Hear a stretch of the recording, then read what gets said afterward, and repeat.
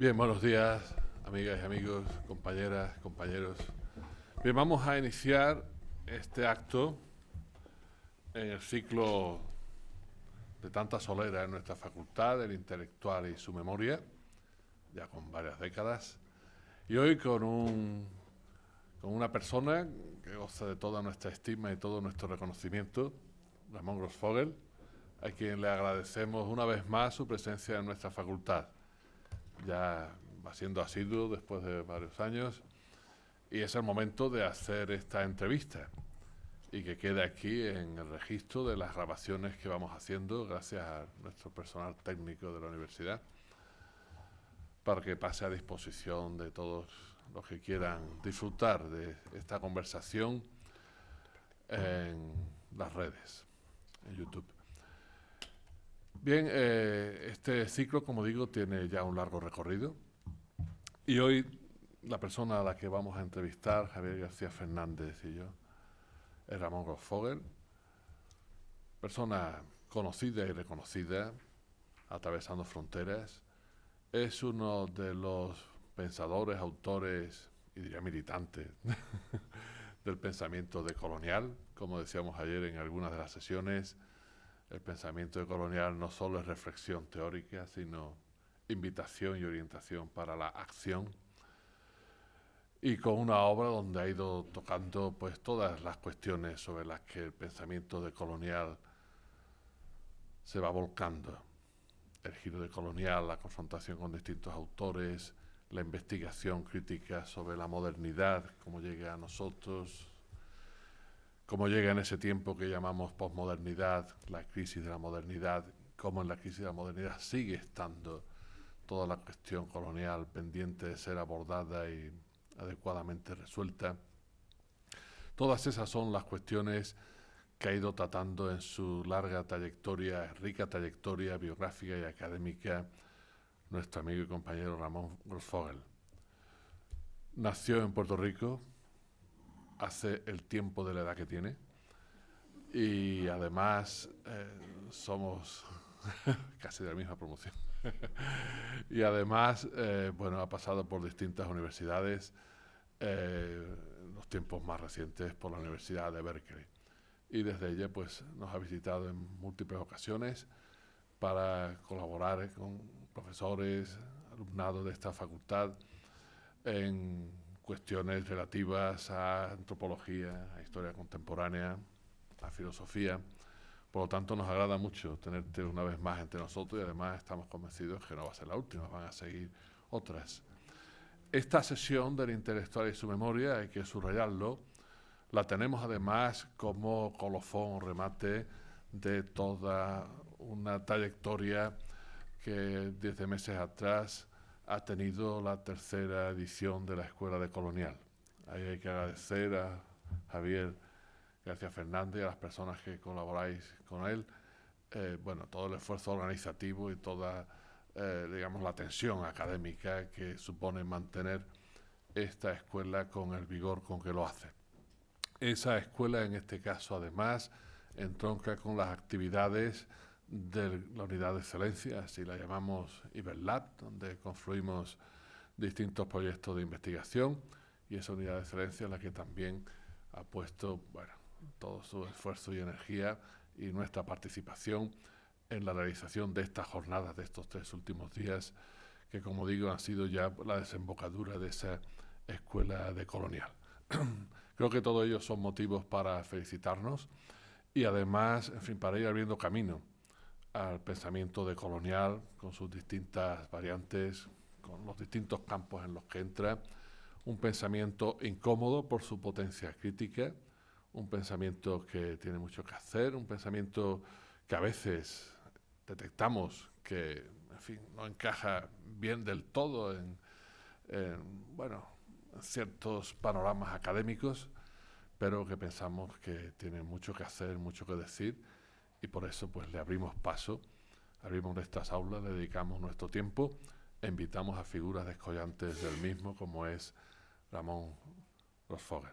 Estos días pues ha estado aquí acompañado con otras personas que han venido de fuera, como el profesor Nelson Maldonado Torres, como la profesora Karina Ochoa, a los cuales les agradecemos también la estancia entre nosotros, ¿no?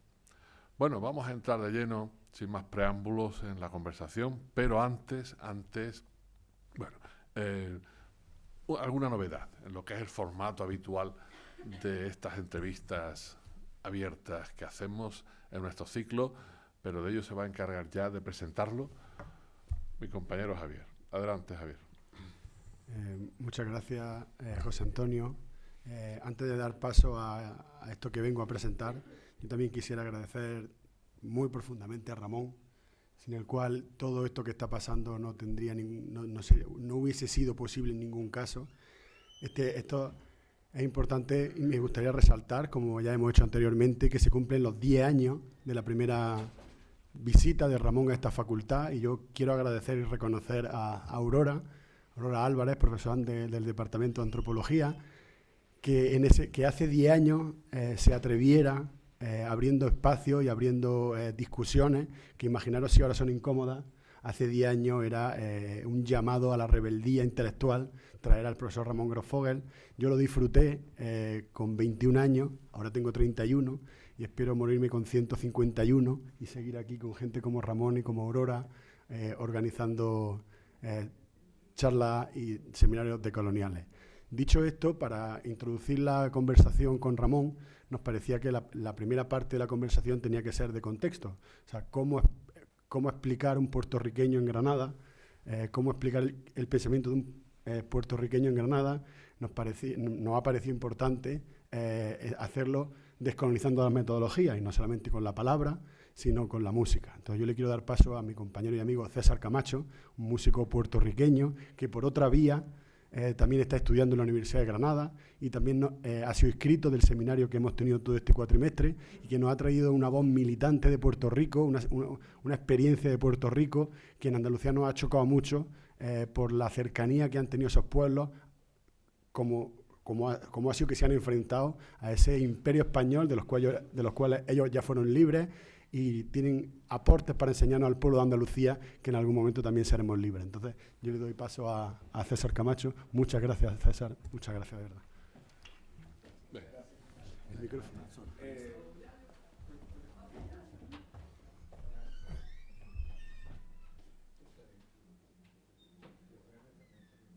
Pues para mí es un placer poder llevar mi música. Hace muchos años me di cuenta que tenía este talento de cantar, y al mismo tiempo llevaba una vida política que tenía una gran responsabilidad social, y me di cuenta que la música podía ser un instrumento de transformación muy grande. Y en ese sentido, pues, he ido llevando mi música al activismo, a las luchas en Puerto Rico. Llevo 6 años aquí, y hablando con Javi, le digo, me da la oportunidad de venir a tocar, y yo digo que podía tocar. Y había tocado unas canciones en el seminario decolonial que se presentaban en el contexto de Puerto Rico. Y estas canciones pienso hacerlas aquí. La primera es una canción que habla sobre la represión en Puerto Rico y el asesinato a través de esta represión policial de una estudiante que se llamaba Antonia Martínez Lagares. Esto fue en la década del 72 y daba muestra de la represión y la violencia que vivían aquellos que estaban en contra del imperialismo estadounidense en Puerto Rico. Y esta canción se vuelve en la boca de todos los estudiantes y de aquellas personas que creen en un mejor Puerto Rico, en un Puerto Rico justo, se vuelve un himno. Y esto se llama Antonio.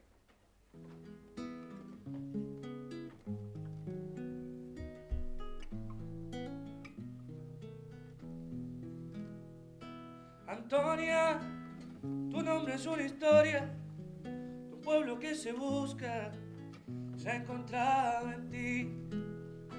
Antonia, tu nombre es como un alba, los pájaros desatan la luz del porvenir. Antonia, los pueblos no perdonan, un día esta ley se ha de cumplir. Aquellos que un día derramaron tus pétalos de sangre no sabían que así echaban las semillas en el aire, y a la vista del pueblo habrían de subir. Antonia, los pueblos no perdonan, y esta ley se ha de cumplir. Tu muerte, la juventud la canta, es bandera en sus labios y es bala de fusil. Antonia, aquí estamos presentes para mostrarle al mundo la luz que nace en ti.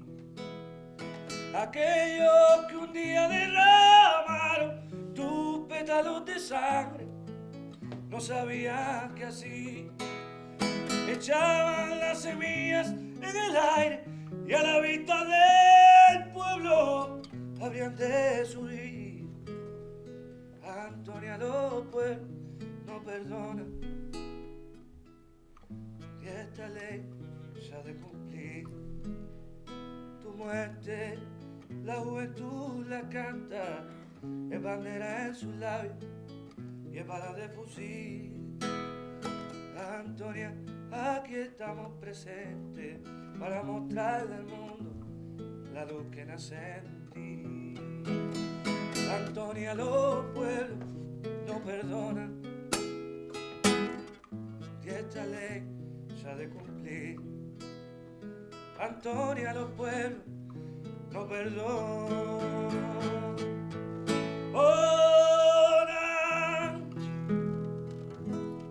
Muchas gracias.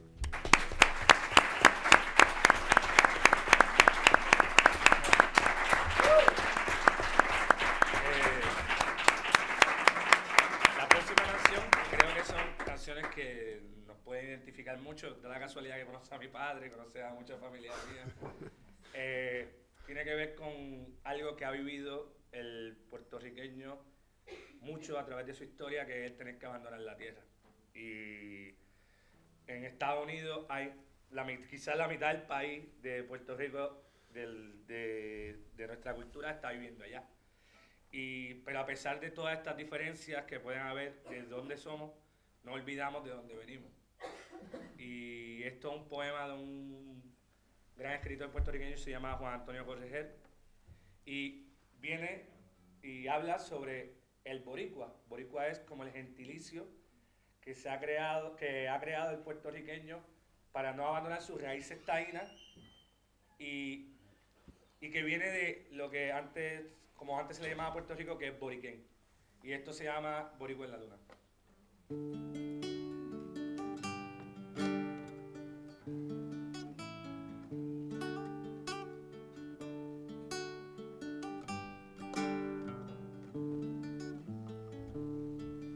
Desde las ondas del mar, que son besos a su orilla, una mujer de Aguadilla vino a New York a cantar, pero no suele llorar. Luego llanto y morí, de ese llanto yo nací. Con la lluvia una fiera y vivo la que espera de cobrar lo que perdí.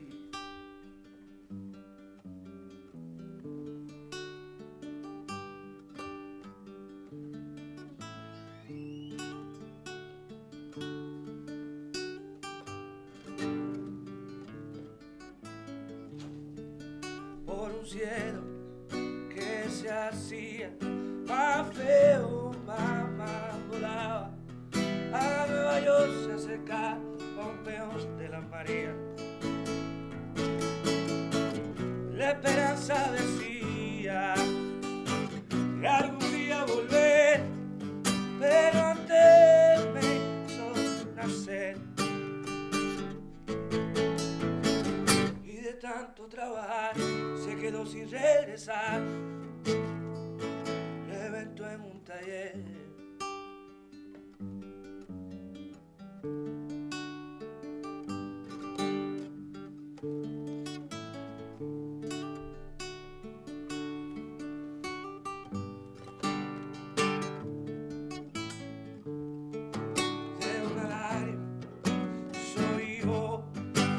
Soy yo del sudor y fue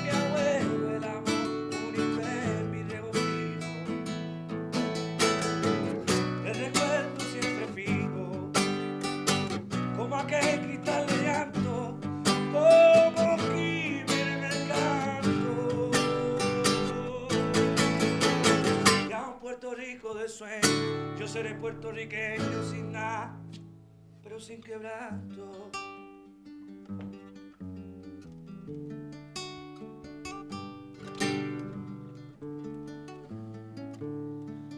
Y al lechón que me mienta, que se ande muy derecho, no sé lo más estrecho que se aguanta para que ofenda. Pues según alguien me cuenta, dicen que la luna es una, sea de mar o sea montura. Y así le grito al villano, yo sería borincano aunque naciera en la luna. Así le grito al villano, yo sería borincano aunque naciera en la luna.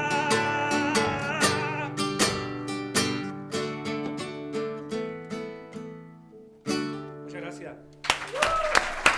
César Camacho, compadre, gracias.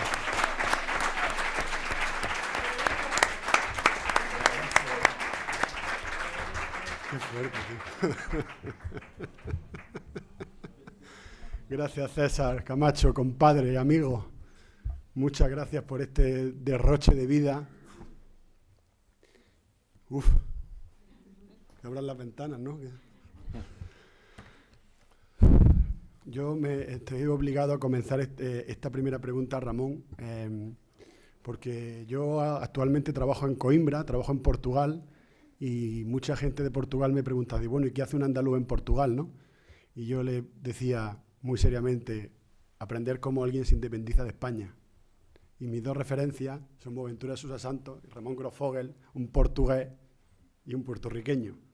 Entonces, tenemos que aprender del sur, porque en esta Andalucía maltratada, en este sur de España, en este sur de Europa, tenemos que dejar de mirar marcos hacia el norte y empezar a mirar la experiencia de los pueblos del sur, cuyo desgarro, cuya lucha, cuya angustia y cuya esperanza están más conectadas con la nuestra de lo que nosotros nos creemos. Entonces, yo desde aquí quiero agradecer de nuevo a César, que nos trae Puerto Rico, a Nelson Maldonado también, que nos trae ese Puerto Rico, y a Ramón, un Puerto Rico que yo creo que nos ayuda a pensar, que es obligatorio para pensar este sur de Europa, y este sur de España, esta Andalucía. Y mi primera pregunta para Ramón es, Puerto Rico. Bueno, tú naces en Puerto Rico, o sea, ¿cómo es tu experiencia de vida en Puerto Rico y sobre todo Centroamérica? ¿Qué significa para un pensador como tú, cuyas ideas han generado un debate mundial que recorre muchas universidades del mundo? ¿Qué hay en eso? ¿Qué hay en ese debate mundial que tú has despertado? El ser puertorriqueño, el ser centroamericano, el ser caribeño. Bueno, en primer lugar, muchas gracias por la invitación a estar aquí con ustedes. Un honor nuevamente estar aquí con el decano Pérez Tapia y con Javier García Fernández y con Aurora aquí presente también, quien fue la que me invitó hace 10 años aquí a la Universidad de Granada. Hicimos un seminario una semana. César, me has emocionado.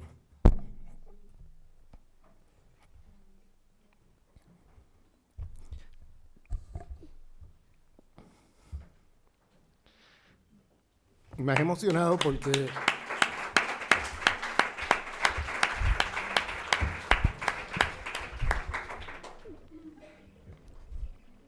yo estaba ahí en las calles cuando mataron a Antonia.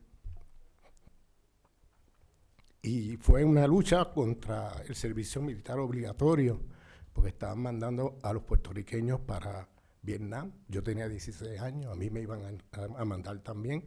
Entonces estábamos en una lucha por, bueno, ¿qué nos ha hecho a nosotros los vietnamitas? No nos ha hecho nada, porque vamos allí a matar vietnamitas. Que como decía Mohamed Ali, que decía, yo nunca he visto un vietnamita en una plantación con esclavos en los Estados Unidos. Yo nunca he visto un vietnamita que me esté segregando y no me deje entrar a una cafetería, a un restaurante. Entonces, ¿por qué tenemos que ir a matar vietnamitas allá? El gran Mohamed Ali. Y nosotros teníamos una lucha en Puerto Rico en esa época contra el servicio militar obligatorio, porque sabes que te metían preso si no ibas. Entonces, era una lucha muy grande. Yo estaba en las calles allí cuando eso pasó, que mataron a Antonia, porque en esa movilización lo que queríamos era sacar el ROTC, ya yo no me acuerdo cómo se llamaba aquello, pero una representación del servicio militar de los Estados Unidos en el campus para reclutar a los jóvenes para mandarlos para la guerra. Entonces, la lucha era sacar del campus el ROTC, que era una división del ejército americano que iba reclutando gente, y entonces las luchas terminaban en luchas callejeras porque reprimían con balas. La represión era con balas. Entonces yo me encontraba allí en las calles, en medio de aquellas balaceras, y me acuerdo muy bien de cuando mataron a Antonia. Y lo otro es la canción que cantaste, que yo conocí a Roy personalmente, porque estábamos juntos activistas en Puerto Rico, luchando por la independencia de Puerto Rico. Y claro, esa canción era como un himno, ¿no? Y él tiene muchas otras, como tú sabes. Así que te agradezco mucho tu venir aquí, cantar esto aquí, porque de verdad me emociona mucho. Y bueno, la pregunta, yo creo que lo que hace, más bien lo que crecer en Puerto Rico te confronta con una serie de problemas, vamos a ponerlo así, histórico-mundiales, ¿no? Porque Puerto Rico es una anomalía, formalmente una anomalía, es una colonia a finales está en el siglo XXI, ¿no? Pero creciendo en Puerto Rico durante la segunda mitad del siglo XX, pues lo que nos preguntábamos, las preguntas que nos formulábamos era, entonces, estamos luchando contra el colonialismo, pero ¿cuál es la solución? ¿Cómo solucionamos esto? ¿Es la independencia? ¿Qué sería la solución? Entonces, como estábamos a finales del siglo XX, pues ya habíamos visto el desencanto de los proyectos de independencia de América Latina, en el sentido de que, de alguna manera, todos terminaron en formas neocoloniales, ¿no? De nuevas formas de colonialismo, formas de dominación. Es decir, el problema colonial no se resolvió. Y en muchos sentidos, los imperios en la región, pues, cuando tú mirabas alrededor, decías, pero ¿qué queremos nosotros? ¿Queremos hacernos otra neocolonia norteamericana en el Caribe, otra más? ¿O queremos otra cosa? Entonces, cuando mirábamos, si el Caribe, por ser quizás el primer lugar del mundo donde, luego de Andalucía, ¿no? Donde se expande la corona castellana, cuando llega al Caribe, ¿verdad? Fuimos ese primer lugar de periferia luego de la conquista del Andaluz. Y claro, si tú quieres saber el menú de las alternativas, de alguna manera tienes todas las posibilidades de estatus en el Caribe. Entonces nosotros mirábamos, República Asociada, ¿cómo sería eso? Entonces mirábamos las islas holandesas. La anexión, ¿cómo sería la anexión? Mirábamos las islas francesas, que son departamentos franceses. La independencia, no la que imaginamos o la que deseamos, sino la realmente existente. Bueno, ahí está Jamaica, las Islas Británicas, Haití, República Dominicana. El socialismo, ahí está Cuba. Entonces, teníamos el menú, o sea, en la carta, ¿no? Dicen aquí, la carta con todas las opciones allí. Pero cuando mirábamos todo eso, había una insatisfacción porque no había nada que pudiéramos decir, esto es. Porque, claro, a finales del siglo XX también veíamos como el modelo del socialismo del siglo XX tenía una serie de problemas que luego explotaron en el año 89, pero que ya lo veíamos desde los años 70, los límites del proyecto, y entonces nos confrontaba con una situación que era, de estando en Puerto Rico te hace pensar sobre qué significa descolonización. Y nos obliga entonces a pensar, descolonización ya no puede ser simplemente una fórmula de estatus jurídico-política, porque cuando tú miras alrededor, lo que se ha llamado descolonización en el siglo XX es un gran mito, porque en realidad lo que ha habido es como nuevas formas de dominación colonial que se han creado de una manera u otra. Eso que Kwame Nkrumah, el gran panafricanista de Ghana, que acuñó ese término, neocolonialismo, porque él, que fue el primero que lideró un movimiento de independencia en África, él mismo vivió en carne propia lo que era la dominación neocolonial, las nuevas formas, que terminó luego con un golpe de Estado que le hizo la CIA y terminó fuera del exilio y murió en el exilio. Pero él, a partir de su experiencia, escribe un libro que se llama Neocolonialismo, fase superior del imperialismo. Entonces, ese libro, ese concepto neocolonialismo viajó a escala planetaria y hoy lo usamos por todos lados, ¿no? Pero es un concepto de Kwame Nkrumah que nos hizo pensar muchas cosas, porque claro, en el contexto de Puerto Rico, estando en esa situación de anomalía de una colonia a finales del siglo XX, pues nos ponía la pregunta, y cuando mirábamos alrededor, bueno, ¿qué fórmula descolonial existe? Entonces nos ponía, ahí es donde viene el tema de cómo las formas de dominación colonial no se agotan en el tema jurídico-político, sino que pasa por toda una serie de jerarquías de dominación que se constituyeron en esa larga historia colonial de varios siglos, pero que se quedaron allí petrificadas de alguna manera en el presente. O sea, que no es un legado, es un legado del pasado, pero no es que se quedó en el pasado, es que hay una jerarquía de división internacional del trabajo que todavía está allí, que viene de esa historia. Hay unas formas de autoridad política, como hemos discutido en el seminario, el llamado Estado-Nación, que también está ahí, que crea más problemas que soluciones. Hay el racismo, ¿no? El patriarcado de la conquista, el patriarcado de la cristiandad, ¿no? O sea, hay una serie de jerarquías de dominación, de la cristiandad, o sea, como espiritualidad sobre otras formas espirituales en el mundo. O sea, hay una serie de jerarquías de dominación que siguen vivas, las estructuras epistémicas, ¿no? La universidad occidentalizada, o sea, podemos ir por la lista. Por eso empezamos a pensar, bueno, esto no se agota en un sistema económico o un sistema jurídico-político, sino que estamos hablando de un paquete de relaciones de dominación y que constituyen una civilización. No podemos decir que esto es meramente un sistema económico, es que aquí hay una civilización. Y eso es lo que la realidad de Puerto Rico como que te pone así de manera... o sea, te obliga a pensar de alguna manera más allá de las formas tradicionales de pensar descolonización. Porque siendo una anomalía, cuando miras lo que hay alrededor y ves cómo las islas del Caribe, Centroamérica, América Latina, pues tú ves que no hay descolonización real. Todavía estamos, en muchos sentidos, reproduciendo jerarquías de dominación de esa historia colonial.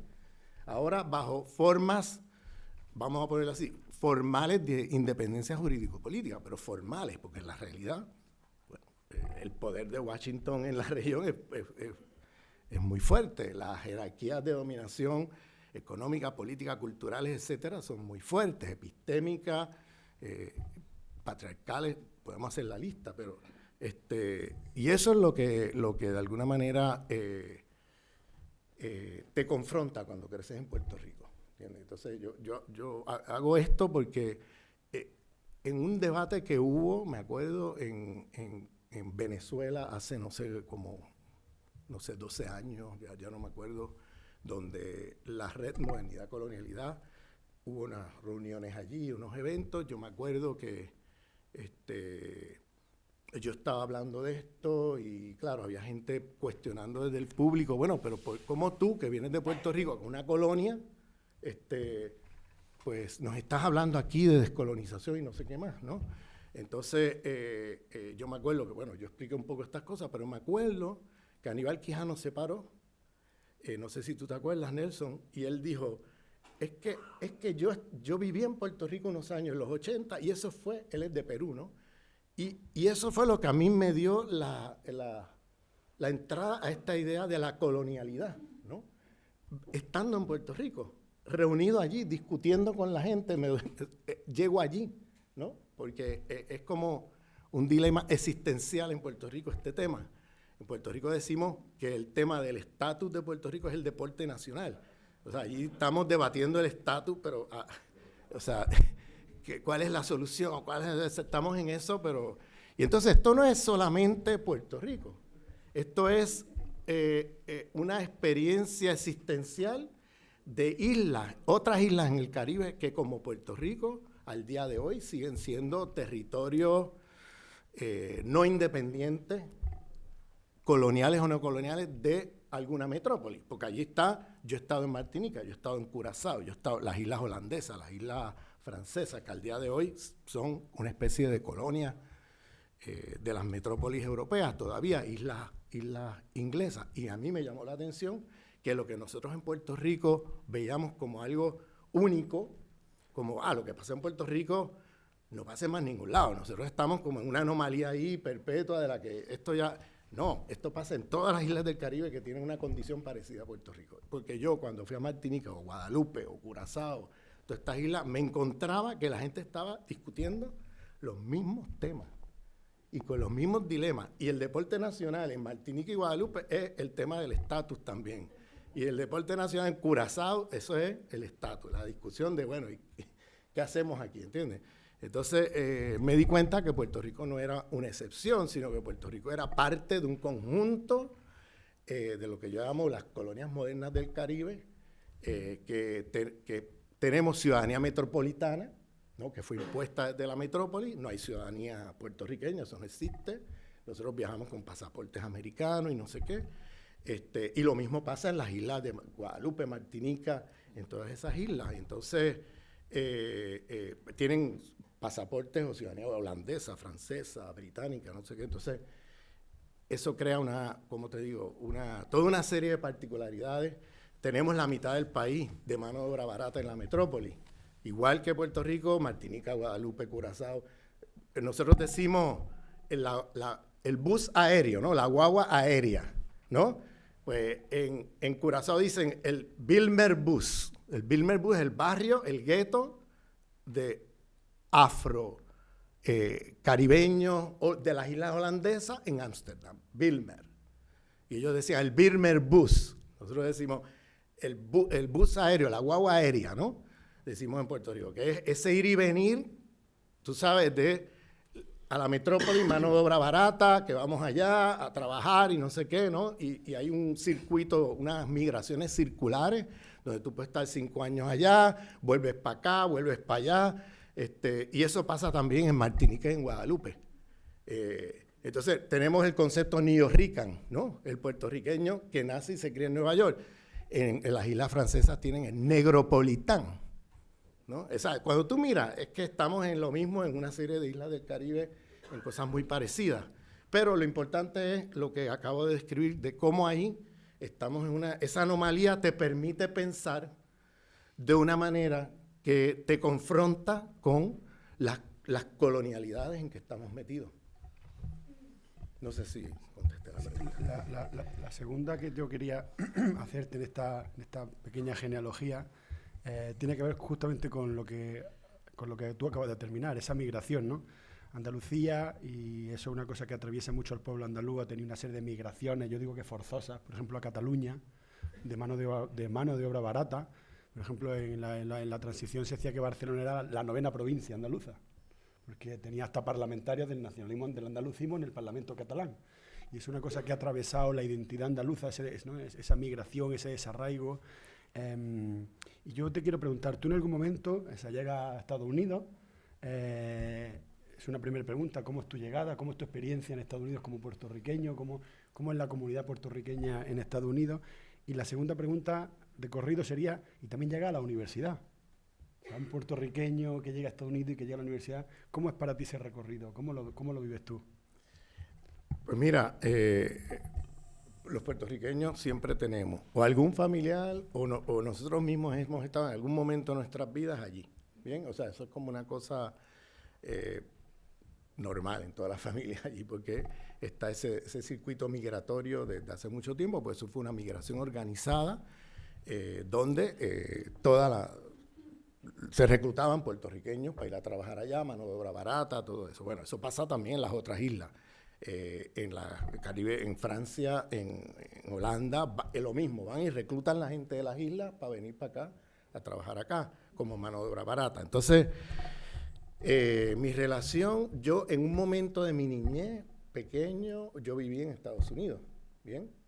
Y mi padre me contaba, o sea, yo era muy pequeño, pero ellos decidieron, porque mi mamá y mi papá eran migrantes, mi papá es argentino, mi mamá es puertorriqueña, y en un momento estábamos ahí, y como mi papá es de origen judío argentino, entonces estaban en la comunidad puertorriqueña, y ellos deciden regresarse a la isla. Y mi papá me cuenta a mí que la decisión fue por lo siguiente, porque viviendo en Nueva York y en los edificios donde los puertorriqueños vivían, eran los dueños de los propietarios de esos edificios eran judíos americanos. Entonces, como mi papá era un judío argentino, pues él un poco se convirtió en el mediador entre los dueños de los edificios y la comunidad puertorriqueña, que eran los que alquilaban allí. Y él me contó que él decidió irse de allí cuando él vio que cuando él se reunía con los judíos americanos, ellos decían, como lo veían a él, como otros judíos, le hablaban con toda la honestidad del mundo. Y él oyó cosas tan bárbaras en términos del racismo contra la comunidad puertorriqueña que él dijo, yo no quiero criar mis hijos aquí. Entonces nos vamos para Puerto Rico. Aquí no nos quedamos. Entonces, así fue como la decisión de regresar a Puerto Rico, porque él dijo, no, aquí no nos quedamos. Cuando él oía las cosas que decían, que claro, no lo verbalizaban frente a la comunidad, pero se lo verbalizaban a él, porque él era el intermediario, y lo asumían a él como parte de la comunidad judía. Entonces le hablaban una serie bueno, con mucho racismo y desprecio de los puertorriqueños. Entonces mi papá dijo, yo tengo hijos puertorriqueños, yo aquí no los crío, porque si estos son los judíos, los que hablan así, imagínate los blancos americanos, ¿cómo será la cosa? Entonces vámonos de aquí. Y así fue como regresamos a Puerto Rico. Entonces luego, o sea, yo me crié toda mi vida en Puerto Rico. Luego, por represión política que hubo en los años 80, porque el FBI se metió fuertemente contra el movimiento soberanista puertorriqueño, y yo militaba en el movimiento, pues hubo mucha represión y hubo a mi casa, aquí los puertorriqueños que están presentes, el día que fueron a arrestar a los macheteros, ¿se acuerdan ese día? Pues a mí me fueron a buscar a mi casa, pero ya yo sabía por otras vías que venía, porque claro, muchas veces las autoridades de manera sutil te anunciaban cosas. No, que aquí vamos a... Y ya tú podías leer entre líneas de qué están hablando. Entonces, claro, yo me fui del lugar donde yo estaba quedándome, entonces llegaron y no me encontraron, ¿bien? Entonces, en ese contexto es cuando los puertorriqueños luchadores en Puerto Rico, pues nos escondemos. La Siberia de nosotros, ¿no?, es los guetos puertorriqueños en los Estados Unidos. Ahí tú te metes y nadie te encuentra. Entonces, yo me fui para Estados Unidos como parte de esa huida, pero siempre pensando que esto es una cosa de un año, 6 meses, me regreso. ¿Bien? Entonces, llego y me fui a el gueto puertorriqueño en el norte de Filadelfia. Entonces, yo estuve allí varios años, pero ¿qué pasa? Me fui a los mercados de trabajo a trabajar, sobrevivir, y claro, me di cuenta de la discriminación que existía racial, ¿no?, en los Estados Unidos hacia las comunidades puertorriqueñas. Entonces, los mercados laborales estaban etnorracialmente segregados. O sea, había segmentos de las poblaciones que hacían ciertos trabajos y otros que hacían otros. Entonces, los puertorriqueños estábamos ubicados en ciertos... Yo me iba al mercado de trabajo y yo lo único que conseguía era construcción o en pintando casas o cosas así. Entonces, yo estuve pintando casas, yo estuve trabajando por varios años. Entonces, ¿qué pasa? Después de un tiempo, yo había terminado ya mi licenciatura en la Universidad de Puerto Rico, entonces después de un tiempo, como la Universidad de Puerto Rico está dentro del sistema americano. Después de un tiempo yo solicité, estaban anunciando una beca de minorías, porque en los Estados Unidos hubo una lucha de derechos civiles que logró arrancarle al establishment americano derechos para que las minorías pudieran estudiar, o sea, lo que se llama discriminación positiva, ¿no? O affirmative action, que para lograr que la gente de las comunidades pudieran tener acceso a ciertos recursos que de otra manera nunca llegan. Entonces, el movimiento de derechos civiles logró conquistar una serie de espacios. Uno de ellos era en la universidad becas para las minorías, para que las minorías pudieran estudiar. Entonces yo concursé en una de esas convocatorias porque yo dije, bueno, estaba muy precario, etcétera, y yo lo que pensé en aquel momento, se los digo con toda honestidad, era como, bueno, ¿cómo logro algún ingreso para más estable en vez de estar... Y con esa beca yo sobrevivo y voy cumpliendo, pero la idea mía era en un año me regreso a Puerto Rico. Y resultó que después, claro, la condición era que no podías tener incompletos. O sea, se dice aquí incompleto. No podías, ¿cómo se dice? Incompletes. O sea, cuando tú no acabas el curso, lo dejas incompleto para terminarlo el semestre próximo en un año, ¿no? ¿Ah? Pues en suspenso, o sea que tú aparece como incompleto en el currículo, entonces luego lo puedes actualizarlo y te ponen una nota, pero para esa beca no podías tener incompleto, tenías que cumplir con todo. Entonces yo lo tomé como un empleo de 8 a 5. O sea, yo iba cumpliendo con todo como si estuviera en un trabajo, ¿sabes? Así, pensando que yo me voy en un año, o yo regreso en un año. Y resulta que no pude, pasó el tiempo, no pude regresar como yo esperaba y me quedé allí. Y cuando abrí los ojos, ya yo había terminado todos los cursos, 2 años de curso, porque en Estados Unidos para hacer el doctorado son 2 años de curso, 2 años y medio. Ya yo había terminado los cursos.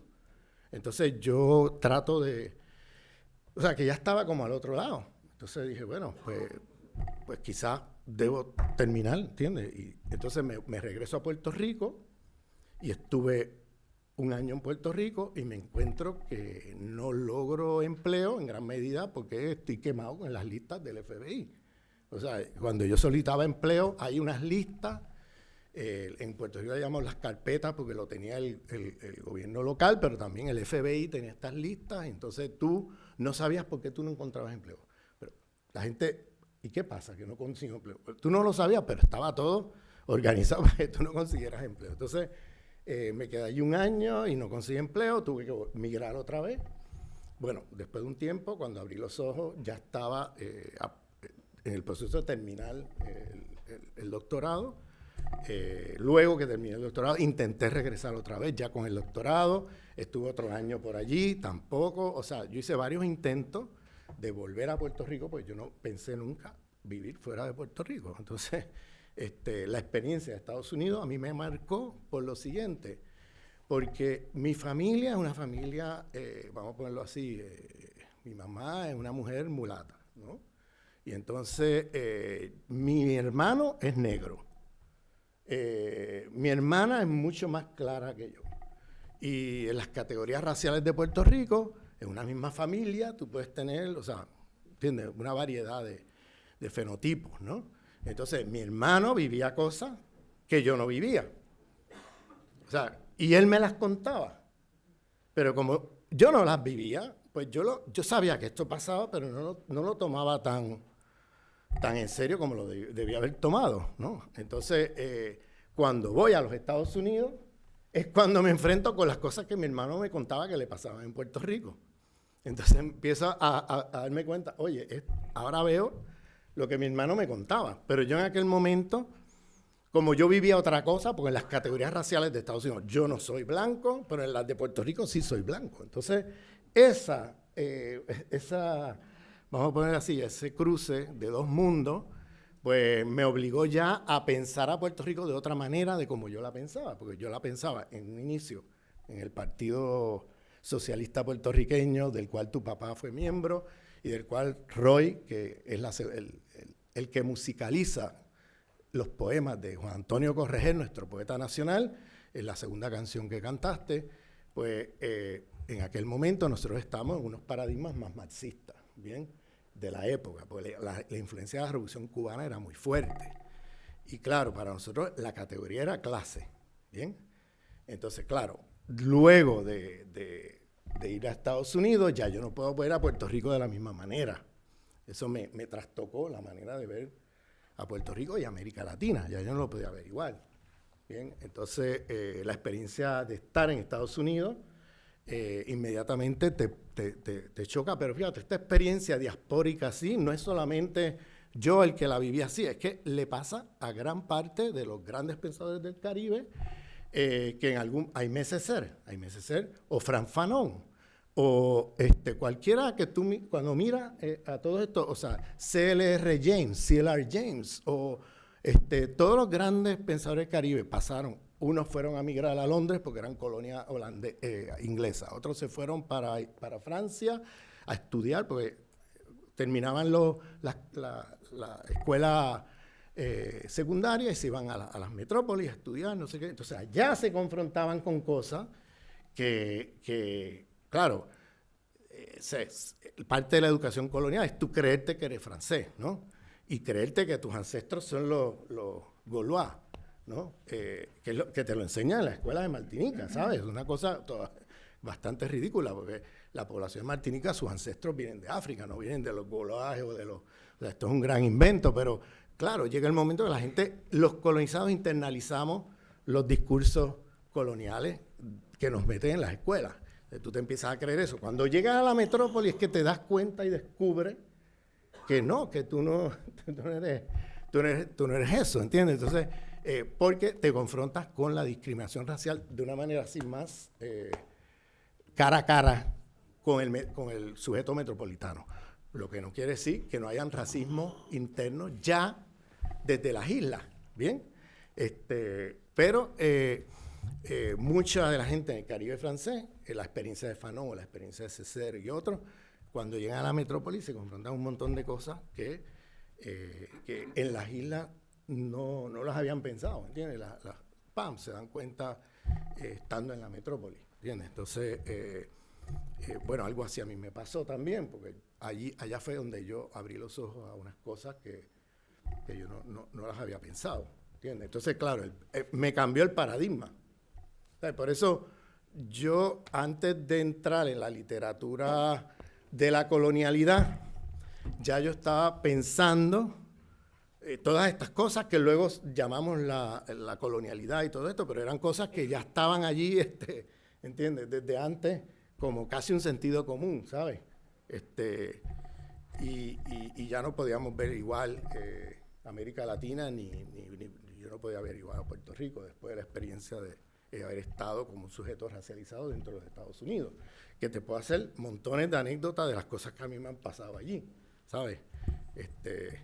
Pero no sé si sea relevante para esto, pero bueno.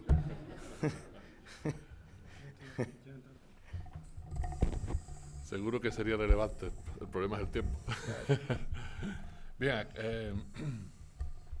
estamos aquí en este contexto de nuestra Facultad de Filosofía y Letras, porque el ciclo es de la facultad. Y la facultad se plantea, en ella nos planteamos no solo la investigación y la docencia que hace cada cual en su campo, sino qué proyección tiene la facultad y la universidad en la sociedad en la que estamos, máxime siendo una universidad pública. Se puede enfocar eso como la función intelectual, ¿no? Qué función de crítica, qué función de conformación de opinión se puede hacer desde la órbita o desde el ámbito universitario. Pero en cualquier caso, lo que me interesa es cómo aprecias tú no solo ya la función, sino esa figura del intelectual que en determinado momento tuvo mucho ascendiente, mucho predicamento en algunas sociedades y que, bueno, ha perdido un tanto de relieve, ¿no? Acabas de mencionar a Aimé Césaire, que además tú valoras muchísimo su figura y su obra. Puede ser reconocido como un gran intelectual en su época, aunque desde el lado de la metrópoli le faltó ese reconocimiento en la medida suficiente. ¿Cómo aprecias esa figura y cómo y cómo valora la transformación que ha habido en la función o en la figura de los intelectuales. En aquel momento también Sartre estaba, digamos, muy en boga en Francia, pero no entendía a Césaire. A ver. Bueno, yo tuve el privilegio de conocer a Césaire personalmente y me hice amigo de él y yo lo visitaba a él, ya muy mayor, ¿no? 80 y pico, 90, en los 90 años, ¿no? Y yo lo visitaba a Martinica. De hecho, el libro, la edición castellana aquí por Acal, eso fue, la historia de eso es que yo lo conocía personalmente y queríamos hacer una nueva traducción, porque había una traducción muy vieja que se hizo en Cuba, que tenía problemas, entonces queríamos hacer una nueva edición, una nueva traducción, Hablamos del discurso sobre el discurso sobre el colonialismo. El discurso sobre el colonialismo. Entonces, esa edición de Acal, lo que yo hice fue que mi amigo Carlos Prieto del Campo, que era el editor en aquel momento de Cuestiones de Antagonismo de Acal, pues yo le invité, vente a Martinica y yo te presento a Césaire. Entonces, estuvimos en Martinica y nos reunimos con Césaire varias horas larguísimas, y él ahí concedió los derechos de la publicación de ese, no solamente discurso del colonialismo, sino la carta de renuncia al Partido Comunista Francés, la carta Maurice Thorez, y otras cosas sobre el tema de la negritud, y otros textos. Y él dio los derechos ahí mismo y además autorizó el que se pusieran ensayos al final comentando los textos, ¿sabes? Que eso también le dio a ese libro una cierta actualidad, porque claro, había intelectuales de muy alto calibre, ahí está Samir Amin, Wallenstein y una lista de gente, estaba Nelson, había varias gente allí en la parte de atrás, cuando miran el libro hay ensayos ahí, y él autorizó también que se permitiera eso. Entonces, en Césaire yo creo que ese libro, Discurso del Colonialismo, yo lo veo como un manifiesto de colonial, ¿no? Es un manifiesto de colonial, porque el discurso del colonialismo pone, si te acuerdas, las primeras líneas, ¿no? Una civilización, la primera línea del texto, una civilización que no puede solucionar los problemas que crea, es una civilización decadente. O sea, está llamando la atención a un problema civilizatorio. Es decir, a que no estamos meramente en un sistema económico, aquí hay un problema de civilización. Y está llamando la atención, fíjense que él escribe eso, y hay que tener esto en cuenta cuando leamos el texto, eso es un discurso que él dio en 1948, 3 años después de la Segunda Guerra Mundial y de la catástrofe que fue la Segunda Guerra Mundial, y se publica por primera vez en 1950. O sea que muchas veces, a veces perdemos de vista cuando leemos estos textos, lo estamos leyendo como si, porque cuando uno lo lee tiene una actualidad tan impresionante que mucha gente se cree que es que esto fue un texto escrito hace 3 años. No, esto es un texto escrito hace mucho tiempo, cuando todavía estos debates de colonial y cosas así estaban en cierto sentido, una etapa más incipiente. Entonces, Césaire era un visionario, para mí era un visionario de colonial. Y ese texto se puede leer como un texto desde muchos ángulos, por ejemplo, desde como un manifiesto de colonial, por ejemplo, cuando él llama la atención de que el nazismo no es otra cosa que los métodos coloniales de la historia colonial, que ahora vuelven como efecto boomerang a aplicarse dentro de Europa, unos europeos contra otros, llama la atención cómo la barbarie del nazismo tiene unas fuertes raíces en la historia colonial, que no es otra cosa que la extrapolación de los métodos que toda la vida ha usado Europa en sus colonias, que son, entonces, por tanto, él saca el tema de Hitler y el hitlerismo de un individuo y empieza a mostrar cómo lo que hemos llamado hitlerismo no es otra cosa que la subjetividad imperial, racista de la historia colonial. Y que esos métodos, o sea, ¿por qué Césaire logra ver en 1948? Porque todavía los filósofos europeos andan tratando de ver qué pasó allí. Habermas diría, esto es una anomalía a la modernidad. ¿Bien? Agamben trata de ver esto en los temas de los parias del Imperio Romano, ¿entiendes? Y por ahí, y para mí, sinceramente, con todo respeto, están perdidos. A mí ese ser vio desde 1948 que no puedes entender el fenómeno del nazismo sin entender la historia colonial. Que la historia colonial es constitutiva del hitlerismo. Y que el hitlerismo existe antes que naciera Hitler. Porque para él el hitlerismo es la subjetividad de ese ser imperial, colonial, racista, pero que ahora se erige como la raza superior frente a otros europeos. Entonces, él dice, lo que no le pueden perdonar los europeos a Hitler no es haber cometido un crimen contra un ser humano, porque si ese fuera el caso, hace rato hubieran protestado contra el hitlerismo en las colonias. Lo que no le pueden perdonar es que hayan cometido un crimen contra humanos blancos. Entonces, él pone eso, lo confronta, porque él dice, ahora son víctimas, cuando en un momento dado, él dice en ese texto, fueron sus cómplices. ¿Por qué él dice sus cómplices? Porque has permitido que estas atrocidades, mientras se hacían contra africanos, asiáticos, indígenas, latinoamericanos, etcétera, pues no había grandes protestas de eso. Con excepciones como gente como Sartre, como diferentes autores que excepcionalmente se pararon frente a Europa a llamar la atención de esto, ¿no?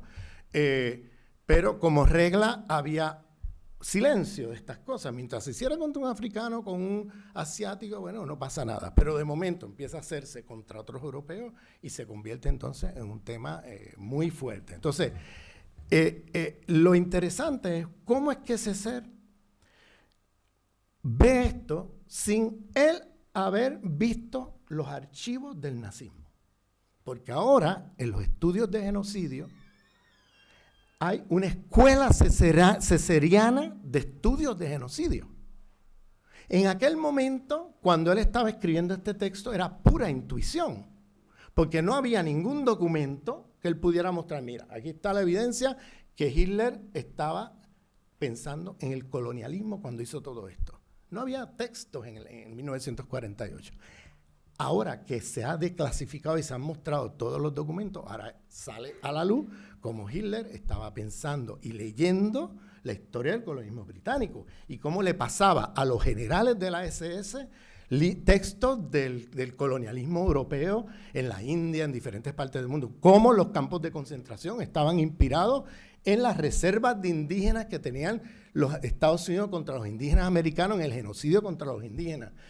Cómo estaba también inspirado en las prácticas coloniales de Alemania en Namibia, cuando el colonialismo británico exterminó a los hereres.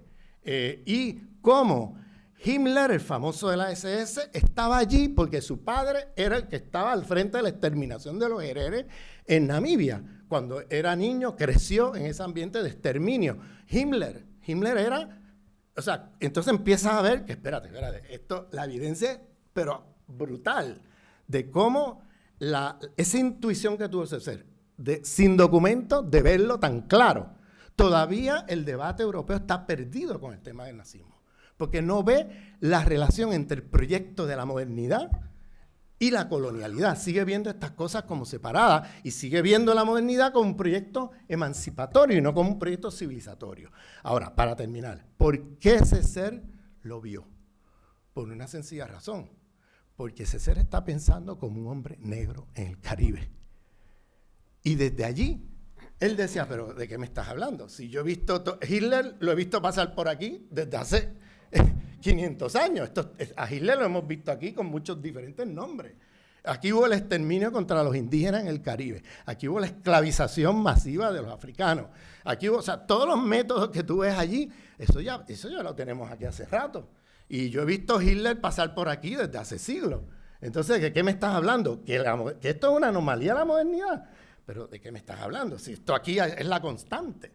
Esto es lo que hemos vivido desde el Caribe, ¿me entiendes? Entonces, ¿por qué? Porque él está pensando desde una corpopolítica y una geopolítica del conocimiento diferente que le permite desde esa historia local, y yo que tuve muchas conversaciones con él, yo me di cuenta que este hombre tenía un conocimiento muy profundo de la historia del Caribe. Estaba anclado allí. Tenía un conocimiento bien profundo. Él, por ejemplo, en 1900, que esto es una cosa muy controversial, cuando Césaire fue de los que impulsó la departamentalización de Martinica y Guadalupe a la metrópoli. ¿Bien? Él dijo, no, aquí la independencia no. Entonces, claro, mucha gente dijo, pero ¿qué le pasa a este tipo? ¿Se vendió? No, yo he hablado con él personalmente, tuve ese privilegio, y él me lo explicó muy bien. Él me dijo, mira, Ramón, aquí somos negros del Caribe. Ponte en mis zapatos. En 1945, Estados Unidos estaba bajo segregación racial. En Haití, ya con la ocupación americana, metieron segregación racial allí. Nosotros somos negros. ¿Qué vamos a hacer? ¿Meter aquí a los americanos? Que todo esto se va a convertir en neocolonias americanas. Pues mira, no tenemos otra que pasarle la cuenta. Él me usó una frase popular, una jerga en francés, à bout le fric. Me dijo, los franceses, à bout le fric. ¿Qué significa eso? Paguen por 400 años de colonialismo y de esclavitud. Y vamos a meternos por dentro y a reclamarle los derechos que tienen los trabajadores metropolitanos, ahora desde Martinica. Vamos ahora a meternos por dentro, a hacer una lucha por la igualdad de los sujetos colonizados, usando la propia ciudadanía que nos impusieron para pelearle en contra. Entonces, claro, en el contexto caribeño, él decía, es que todas estas islas que se van a independizar ahora bajo los británicos, todas van a ser neocolonias americanas. Él lo decía en 1944-45, ya en esa época cuando todavía eso no había pasado. Y yo le pregunté, pero ¿y cómo tú lo sabías? Me dice, porque yo conozco bien la historia de Haití. Si tú conoces la historia de Haití, tú sabes lo que viene. Y el tipo tenía un conocimiento profundo de la historia de Haití. Y claro, cuando tú miras la historia de Haití, exactamente, era lo que viene después, una repetición de la historia de Haití.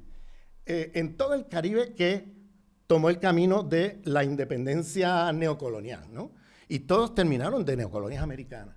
Entonces, esa mirada él la tenía porque estaba muy anclado en la historia del Caribe, en la historia de Haití, en la historia... Y esa era la mirada que él... y claro, él lo que hace entonces es hacer un reclamo dentro de la República Francesa desde los sujetos colonizados que son ciudadanos metropolitanos y ahora exigiendo igualdad y que se extienda acá los derechos metropolitanos que están reconocidos a los blancos allá, que se pase para acá. Y nosotros desde aquí nos empoderamos con eso y le peleamos desde ahí. Entonces, si se recuerdan, Aimé Césaire fue una voz dentro de la Asamblea Nacional Francesa, porque él estuvo por 50 años representando a Martinica allí, contra la guerra de Argelia. Él fue una voz contra la guerra de Argelia, contra un montón de sucesos en la historia de... desde eso hasta una de las cosas que pasó fue que Le Pen, el señor Le Pen, quiso irse de vacaciones a Martinica. ¿Y qué hizo Césaire? Césaire llamó al pueblo a tomar el aeropuerto.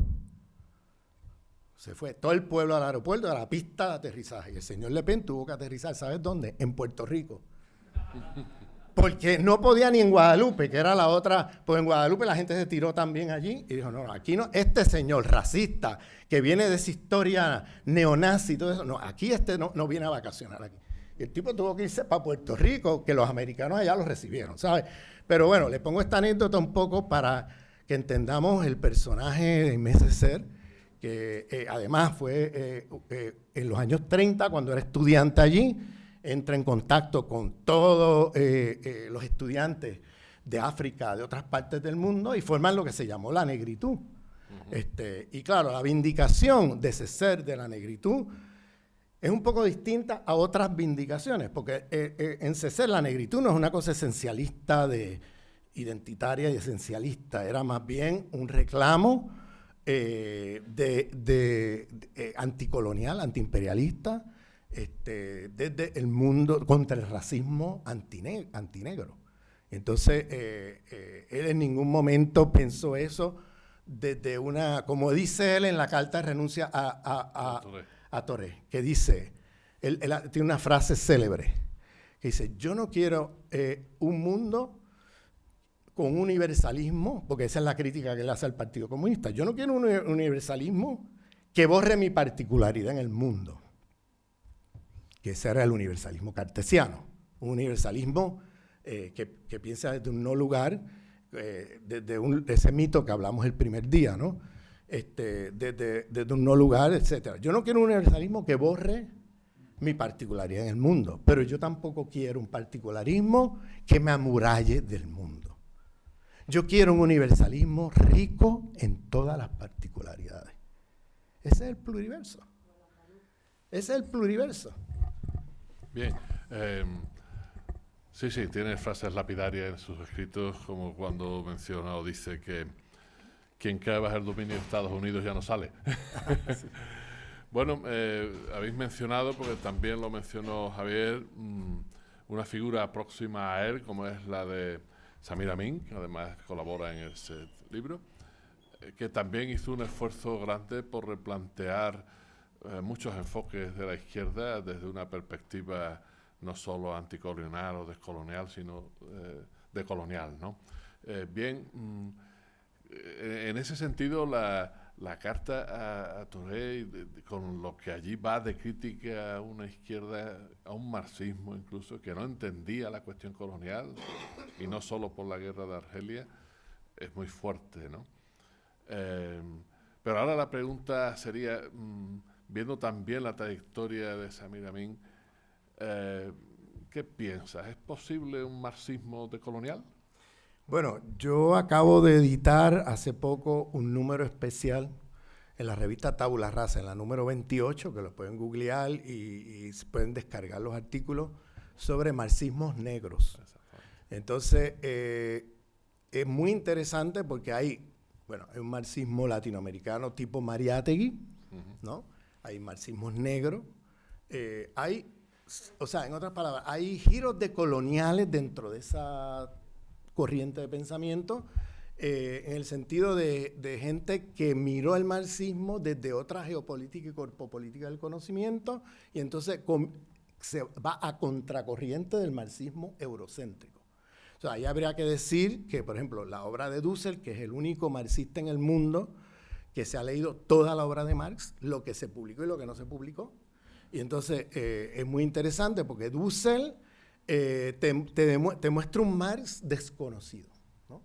Y tiene como 5 o 6 volúmenes sobre el tema, porque hay como 145 volúmenes de Marx, sobre todo en los últimos 20 años de su vida, que son completamente desconocidos porque no se han publicado. Entonces, lo que leemos de Marx son por ejemplo, El Capital, nosotros estamos leyendo, él tuvo como 5 borradores, estamos leyendo el segundo, él tuvo 3 más.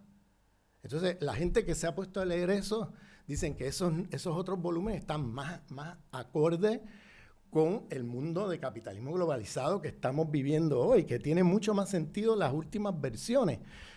Por ejemplo, que en Marx, una de las cosas que él se confrontó con los populistas rusos es su propio eurocentrismo. Él se empieza a dar cuenta que lo que él está escribiendo es válido para Inglaterra y 2 o 3 países de Europa, pero no tiene ninguna validez fuera de eso.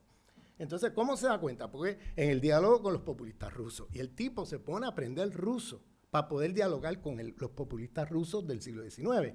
Entonces, me cuenta Dussel que él vio todos los manuscritos donde el tipo está aprendiendo ruso, y aprende ruso, los lee, se cartea con ellos, y una de las cosas que le dicen los populistas rusos es, mira, no hay estas etapas que tú estás hablando. Eso es una cosa de Europa Occidental. Desde acá se puede hacer saltos en el proceso de liberación usando la comuna agraria rusa. Desde allí tú puedes montar un proyecto que no tiene que pasar necesariamente por el capitalismo, etcétera, etcétera, ¿no? Y entonces esos debates hacen que Marx empiece a pensar su propio eurocentrismo y su propia particularidad. Y empieza a romper con el hegelianismo en ese sentido, empieza a darse cuenta cuán eurocéntrico es lo que él está produciendo. Y eso está todo en la última etapa de los últimos 20 años de su vida, 1863 hasta 1883. Y la mayoría de eso está sin publicar, más de 140 volúmenes. Y tenemos la ventaja que en lengua castellana tenemos al único persona que se ha leído todo eso. Y que además, siendo un pensador decolonial, logra ver cosas que otros autores no ven. Pero además, Dussel no solamente es un filósofo, es un teólogo, es un historiador, es un economista político, o sea, cuando tú empiezas a mirar, el tipo está viendo cosas que se nos escapan a los ojos comunes y corrientes. Este hombre empieza a ver y escribe un texto que se llama Las metáforas teológicas de Marx. Y empieza a demostrar que Marx es un pensador que está pensando desde categorías semitas. Y empieza a ver y a sacarlo de la visión cartesiana de un Marx cientificista que piensa desde un no lugar, ¿no? Y empieza a mostrar, no, este hombre estaba situado en una genealogía de pensamiento semita. Y, por ejemplo, el concepto del fetichismo de la mercancía, que tiene un fuerte anclaje en la crítica e idolatría de la tradición profética, ¿no? Y empieza a hacer todas las conexiones, empieza a ver, oye, esto es otro Marx, esto no es el Marx que nos imaginamos. Además, Marx nunca dijo eso que luego se repite en el marxismo eurocéntrico del siglo XX, de que la religión es el opio de los pueblos y todo eso. Él dijo lo que significaba eso era otra cosa. Él estaba diciendo, el capitalismo tiene una teología, y la primera crítica al capitalismo es la crítica a la religión, porque él decía, hay unas cosmovisiones dentro de eso que llamamos capitalismo, que están informando cómo está organizado y están fuertemente anclados en la cristiandad. Entonces, por ahí sacan, claro, eso que dijo Benjamin después, sobre todo el tema del mesianismo y todo eso, Dussel lo desarrolla y lo elabora de una manera mucho más sistemática, porque claro, Dussel tuvo acceso a textos que Walter Benjamin nunca vio. Entonces, y digo esto porque hay un Marx desconocido, es un Marx que no conocemos. Entonces luego hay un Marx que se acerca a lo decolonial fuertemente en la última etapa de su vida. Hay unas cartas que me contó Dussel que él vio, donde había un populista ruso que le dice, oye, ¿por qué no publicamos al ruso el primer volumen del Capital? Y él ya le manda una carta al populista ruso y dice, mira, yo no creo que valga la pena, porque eso no tiene ninguna validez para ustedes. Esto es un texto que puede tener validez para Europa Occidental, para Inglaterra, etcétera, pero para ustedes eso no hace sentido traducir eso. O sea, el tipo está reconociendo la particularidad desde donde él está pensando, ya no con pretensión universalista como anteriormente, sino ya con una, vamos a poner, con mayor humildad en términos de que, mira, estamos pensando desde este lugar, intentando hacer aportaciones, pero no pretendemos que desde aquí se agote la explicación al fenómeno de la dominación de clase y todas estas cosas en otras partes del mundo. O sea, es un Marx totalmente desconocido. Y luego vienen marxistas negros, marxistas latinoamericanos, marxistas asiáticos, que empiezan entonces a hacerle revisiones decoloniales al marxismo, porque empiezan a pensar cosas que Marx nunca pensó y que los marxistas del siglo XX menos todavía. Porque lo que pasó con el marxismo del siglo XX es que tiene la lectura de Engels de Marx, que es una lectura bastante positivista, porque en la época el cientificismo era muy fuerte, y es una lectura bastante, y de Engels vas a Kautsky, de Kautsky vas a Lenin, y de Lenin vas a Stalin. Entonces, ahí tienes la genealogía de esa visión cientificista más eurocéntrica, y lo que el Marx, el último Marx, por ejemplo, Engels nunca tuvo acceso a todos esos textos. Entonces, ahí hay, como te digo, unos límites en esa genealogía del marxismo del siglo XX que se ancla en una cosa muy eurocéntrica, cientificista, etcétera, y se carga toda una serie de dimensiones de Marx mismo. Entonces, por eso hay que distinguir a Marx de los marxistas. Marx mismo dijo en varias ocasiones, yo no soy marxista. Yo no soy marxista. Él no se adhería a las interpretaciones que estaban ya circulando en la época de su obra. Bien, superestructura, infraestructura. Jamás. Eso fue un comentario que él hizo al prólogo del primer tomo del Capital, a un prólogo, y fue un comentario así metafórico, y de momento el marxismo del siglo XX ha hecho una teoría arquitectónica, pero de un reduccionismo economicista brutal, que no estaba en Marx. Y una cosa son los marxistas, otra cosa es Marx. Y claro, el marxismo, por ejemplo, negro, o el marxismo de Mariática. ¿Qué pasaba con Mariática? Mariática estaba en Perú. Entonces, la Internacional Comunista decía, oye, es clase social el tema. Y claro, estaba en Perú, un país de indígenas. El campesinado no es solamente campesinado, son indígenas. Entonces, decía, ¿cómo podemos entender esto con clase? No, tenemos que meter el tema racial aquí, el tema colonial, el tema... Entonces, Mariátegui hace un marxismo a contracorriente con el marxismo soviético y lo expulsan de aquel famoso congreso que se hizo en Montevideo en 1929. El tipo lo expulsan como un revisionista, no sé qué, porque el tipo llevó ahí un informe que estaba cuestionando todas las tesis oficialistas del estalinismo y diciendo, oye, yo estoy en Perú yo necesito otra cosa, no puedo ir con el esquema soviético allí. Entonces empieza a trabajar el tema de la articulación de raza y clase de una manera muy original y muy propia de donde él está situado. Y lo mismo pasa con los marxistas negros. Marxistas negros, yo siempre he dicho que Quijano no es el origen de esa idea que llamamos colonialidad. Que si, lo que pasa es que la palabra colonialidad se acuña desde Quijano, pero la idea de la colonialidad ya está en Fanon, ya está en Césaire, ya está en Du Bois, ya está en Angela Davis, ya está, podemos hacer la lista de toda la gente a través del mundo que ya tenía la idea de la colonialidad allí mucho antes que Quijano. Entonces, siempre he dicho también que es lamentable que Quijano no haya puesto en su trabajo los orígenes de dónde, porque Quijano vivió de todo eso. Yo hablé muchas horas con Quijano y Quijano está muy bien informado de los marxistas negros, que lo influyen fuertemente, pero lamentablemente nunca los citó. Entonces mucha gente se ha llevado la impresión que eso es Quijano quien inventó eso. Y no es cierto. Estas ideas ya estaban por allí en muchos otros autores y autoras que ya estaban articulando estas ideas, la modernidad, en relación al capitalismo, todas estas cosas, pero que lamentablemente por ser marxistas negros o por ser marxistas, qué sé yo, indígenas o de otras tradiciones, por el racismo epistémico, pues nunca se les miró con seriedad. Pero por eso hice ese número de marxismos negros a propósito, porque la teoría del sistema mundo de Wallenstein, vi algo que acabo de decir, de Wallenstein.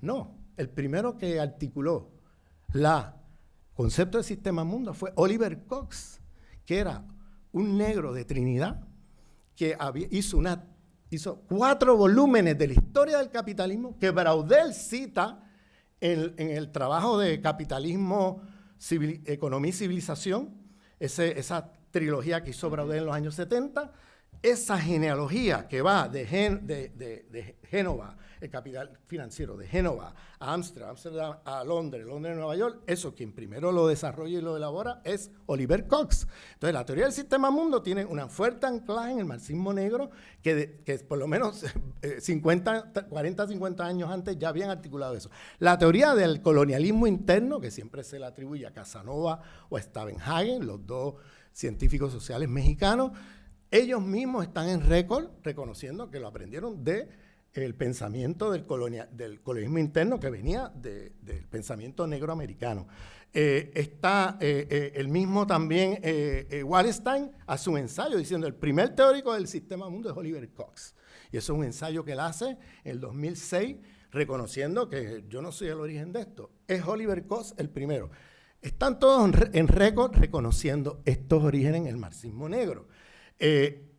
La idea de la colonialidad, el único que nunca llegó a hacer ese reconocimiento fue Aníbal Quijano, que lamentablemente murió hace un año y bueno, nunca llegó a hacer el reconocimiento como lo hizo González Casanova, Stavenhagen, Wallenstein sobre colonialismo interno, sistema mundo y estas cosas. Pero yo hago ese número especial precisamente para llamar la atención de que cómo nuestro racismo epistémico hace que se borre toda una tradición de pensamiento que ha sido muy importante en los debates contemporáneos y que están enterrados por allí, que nadie ni se acuerda de ellos. Sí, muy bien. Ya han quedado respondidas algunas preguntas sin ser formuladas. Bueno. No, de manera muy abundante y pertinente, como sobre Dussel y Aníbal Quijano. Bien, por puntualizar alguna cuestión que se pudiera aún volver sobre ella, antes hablaba al hilo de las islas del Caribe, el mundo antillano, Puerto Rico, de esas cuestiones, ese debate permanente acerca del estatus, ¿no? Como es deporte nacional. El deporte nacional. Si extendemos la mirada, yendo de otras latitudes y concentrándonos en América Latina, nos ocurre también en otros sitios, pero si nos centramos allí, también se habla de un irresuelto, no sabemos si irresoluble, problema de identidad de América Latina. ¿Crees que tiene que ver con no haber abordado suficientemente la cuestión de la colonialidad y no solo la cuestión anticolonial, sino el colonialismo interno?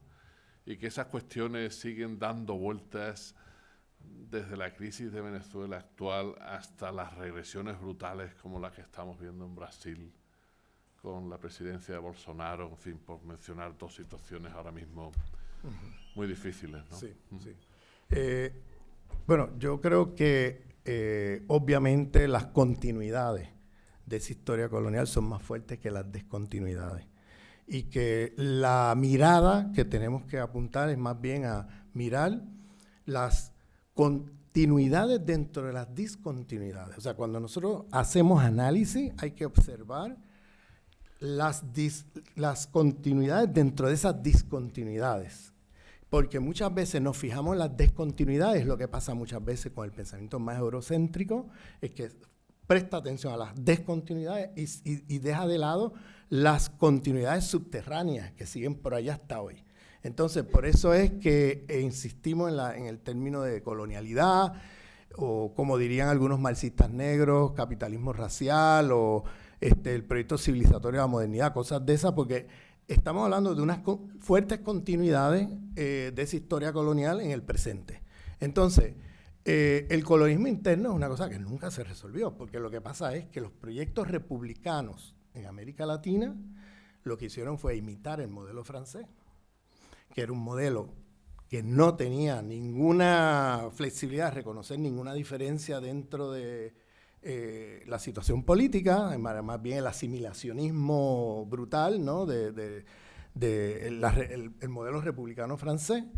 Y por otro lado, las élites criollas imitan eso en América Latina. Cuando llegan las independencias o cuando se logra la independencia, el siglo XIX, imitan el modelo francés, se cargan todas las diferencias, pero luego al mismo tiempo, al ser blancos criollos quienes llegan al poder con una serie de privilegios de la historia colonial, lo que hicieron fue afirmarlas, no descolonizarlas. Por eso esa categoría por eso esa frase que menciona Quijano, que dice independencias coloniales o independencias sin descolonización.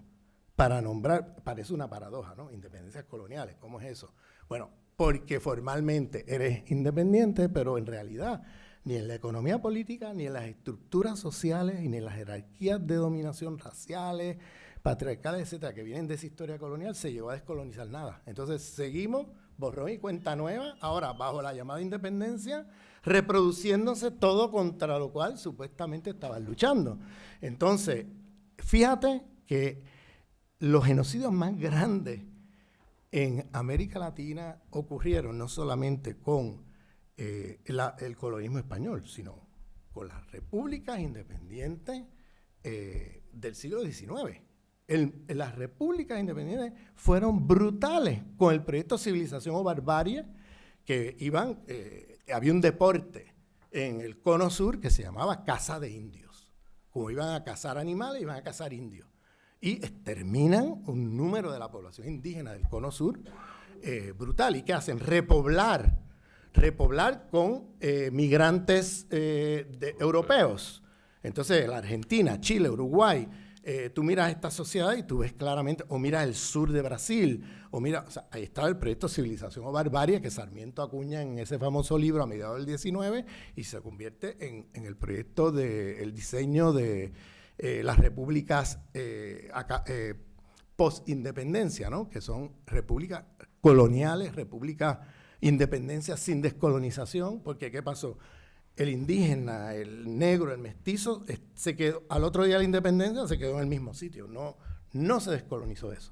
Entonces, los blancos criollos, los descendientes de los portugueses y españoles, son los que ocupan las posiciones de dominación y de poder en estos lugares del Estado, en la economía, en todos los aspectos. Pero no solamente pasa eso con Portugal y con los descendientes portugueses y españoles en Centro y Suramérica, sino que pasa también en Norteamérica, con los descendientes de los británicos. Entonces, el mismo fenómeno, donde tiene independencias que realmente son puramente formales, donde en la realidad las continuidades de la historia colonial son mucho más fuertes que las descontinuidades. Entonces, ahí tienes una situación donde el tema de la colonialidad se te hace evidente, porque hasta el día de hoy son problemas no resueltos, que siguen allí vivos. Yendo al tema, vamos a ver, el de Venezuela y a otros temas, bueno, esos son temas bien complicados, porque el tema es que aquí se repite, en el caso, o sea, yo he hecho críticas anteriormente a ciertas prácticas donde, aún en los proyectos de izquierda, por ejemplo, el caso de los misquitos en Nicaragua, yo he hecho esa crítica en los años 80, donde, si se acuerdan, había una guerra civil donde los misquitos agarraron las armas contra los sandinistas. ¿Qué pasa? La respuesta sandinista es que son de la CIA. Un momento. Que la CIA aproveche errores y contradicciones que tú has cometido, vale, eso es otra cosa. Pero el problema no viene de la CIA, el problema viene de que el comportamiento de los sandinistas frente a las poblaciones de la costa atlántica, que eran indígenas y afro, fue un comportamiento colonial como toda la vida han hecho los estados de Centroamérica con esas poblaciones. Entonces, ¿qué pasa? Y no solamente colonial, violento, en términos de cómo bregar con esas contradicciones. Entonces, ¿qué hicieron? Fueron allí con el ejército. Entonces, ¿qué hicieron los misquitos? ¿Y qué hizo la CIA? Bueno, aquí están las armas. Y entonces, en aquella guerra de la contra, si se acuerdan, los años 80, que estaba la guerra de la contra, obviamente directamente el ejército somocista reorganizado en Honduras para atacar Nicaragua todos los días, pero habían otras cosas pasando allí que no era exactamente eso, que era cómo la colonialidad se repetía bajo el mismo Estado sandinista de izquierda y cómo estaban reproduciendo otra vez el mismo modelo de dominación colonial y racial sobre el territorio, siendo sandinista, ¿sabes? Siendo supuestamente un proyecto de izquierda. Entonces, eso todavía está vivo en las izquierdas latinoamericanas. Es decir, las izquierdas latinoamericanas, si el primer día yo hablo aquí de la universidad occidentalizada, yo hablo también de la izquierda occidentalizada, que no ha descolonizado sus paradigmas y que entonces llega a estructuras de dominación y vuelve y repite todo otra vez contra lo cual están luchando, ¿entiendes?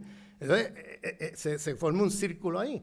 Entonces, en el caso de estos gobiernos que ahora de momento aparecen todos estos gobiernos de derecha, volviendo otra vez a retomar el poder allí, todo eso, si te fijas, en muchos de estos lugares, en algún momento hubo un gobierno de izquierda administrando el Estado antes de la llegada de estos gobiernos de derecha, o los golpes blandos, ¿no? El golpe de Estado que hubo contra Zelaya en Honduras, o contra Lugo en Paraguay, contra Nilma en Brasil, que usaron la propia intencionalidad del Parlamento para entonces dar un golpe de Estado, lo que se llama el golpe blando, ¿no? Claro, el tema aquí es, ¿qué pasa en Venezuela? Que han intentado todavía cosas peores de las que hicieron en estos otros lugares y siguen allí, resistiendo. ¿Qué es lo que pasa en Venezuela? Porque en los otros lugares, si te fijas, de alguna manera los fake news y todas estas cosas influyeron en el comportamiento electoral de la gente. Pues en aquellos sitios lo que pasó es que muchas de esas izquierdas llegaban a administrar los estados y reproducían de una manera problemática lógicas neoliberales, o lógicas raciales, o lógicas... Entonces, ¿qué pasa?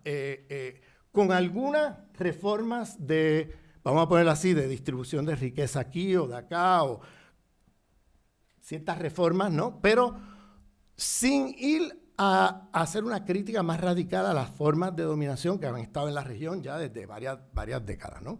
Entonces, ¿qué pasa? Cuando dice el señor Le Pen, siempre...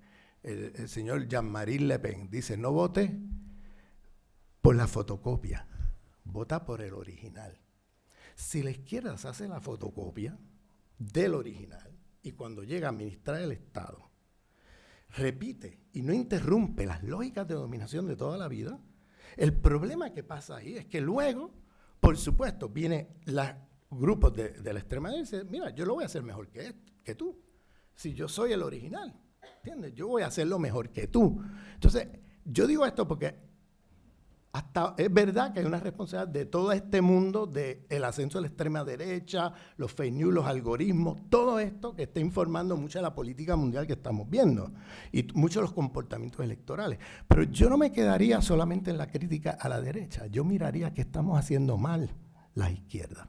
Y lo que yo veo que estamos haciendo mal es que cuando llegamos allí, volvemos y repetimos, no interrumpimos las lógicas de dominación, seguimos repitiendo lo que se ha hecho toda la vida. Y claro, al final la gente termina, como dice el señor Le Pen, votando al original y no a la fotocopia.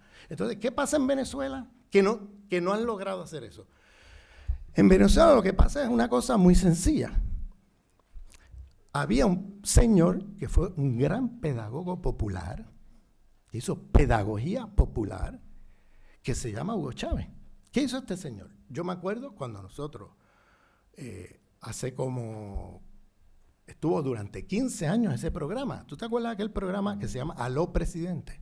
Y era motivo de burla del planeta entero. Motivo de burla del planeta entero. Todos se burlaban, mira este señor, mira, 5 horas los domingos. Ahora estamos viendo los resultados de ese trabajo de pedagogía popular. Él iba a abrir un libro, lo leía, discutía, mira, está pasando esto, vamos a discutirlo. Por todo el país, en un programa, ¿quién veía eso? Eso lo veía sobre todo las mujeres que los domingos estaban en su casa, prendían el televisor y escuchaban eso. Por eso tú vas a las marchas chavistas y el 80% son mujeres de los barrios populares. El 80%. ¿Y qué pasa? Hay una guerra económica brutal, desde hace rato, ya no con las sanciones, desde mucho antes, porque los mecanismos que usa el imperio en Venezuela son los mismos que ha usado toda la vida, en el golpe de Estado contra Allende, en el golpe de Estado de Al-Sisi ahora en Egipto.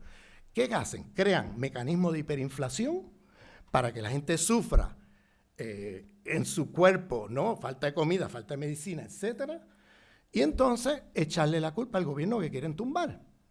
¿Cómo hacen estos mecanismos? Devaluando la moneda nacional.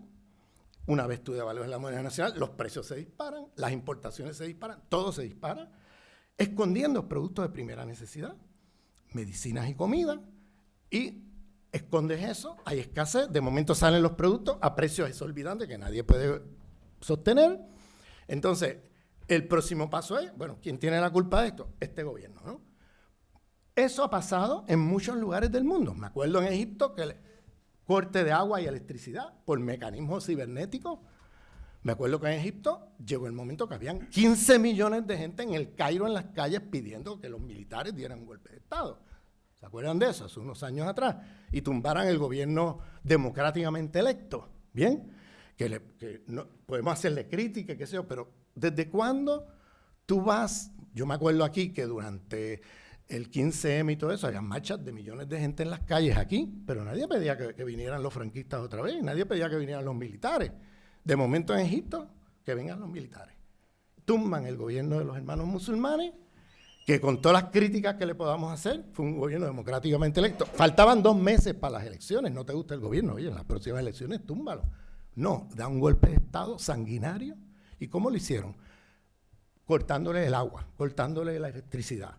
Hiperinflación, o sea, todos estos mecanismos, que lo usaron contra Allende también, si te acuerdas, contra Allende fue lo mismo, usaron todos los mismos mecanismos. Ahora con los mecanismos, con los sistemas electrónicos, pues tienen mecanismos más sofisticados, y ahora hay una página en Miami de la CIA que se llama Dollar Today, googleenlo, ahí lo van a ver, Dollar Today, búsquenlo, que está todo allí, que de manera artificial desde afuera determina el valor del bolívar de una manera totalmente arbitraria. Por ejemplo, el bolívar fue de 8 bolívares a $1 en el 2013 a 310 millones de bolívares, $1 en el 2018, en 5 años. No hay nada en la economía de Venezuela que explique una hiperinflación tan brutal como esa. Lo que lo explica son los mecanismos que están implementando allí para precisamente pauperizar la población, destruir el gobierno bolivariano y que en algún momento la gente se rebele contra el gobierno.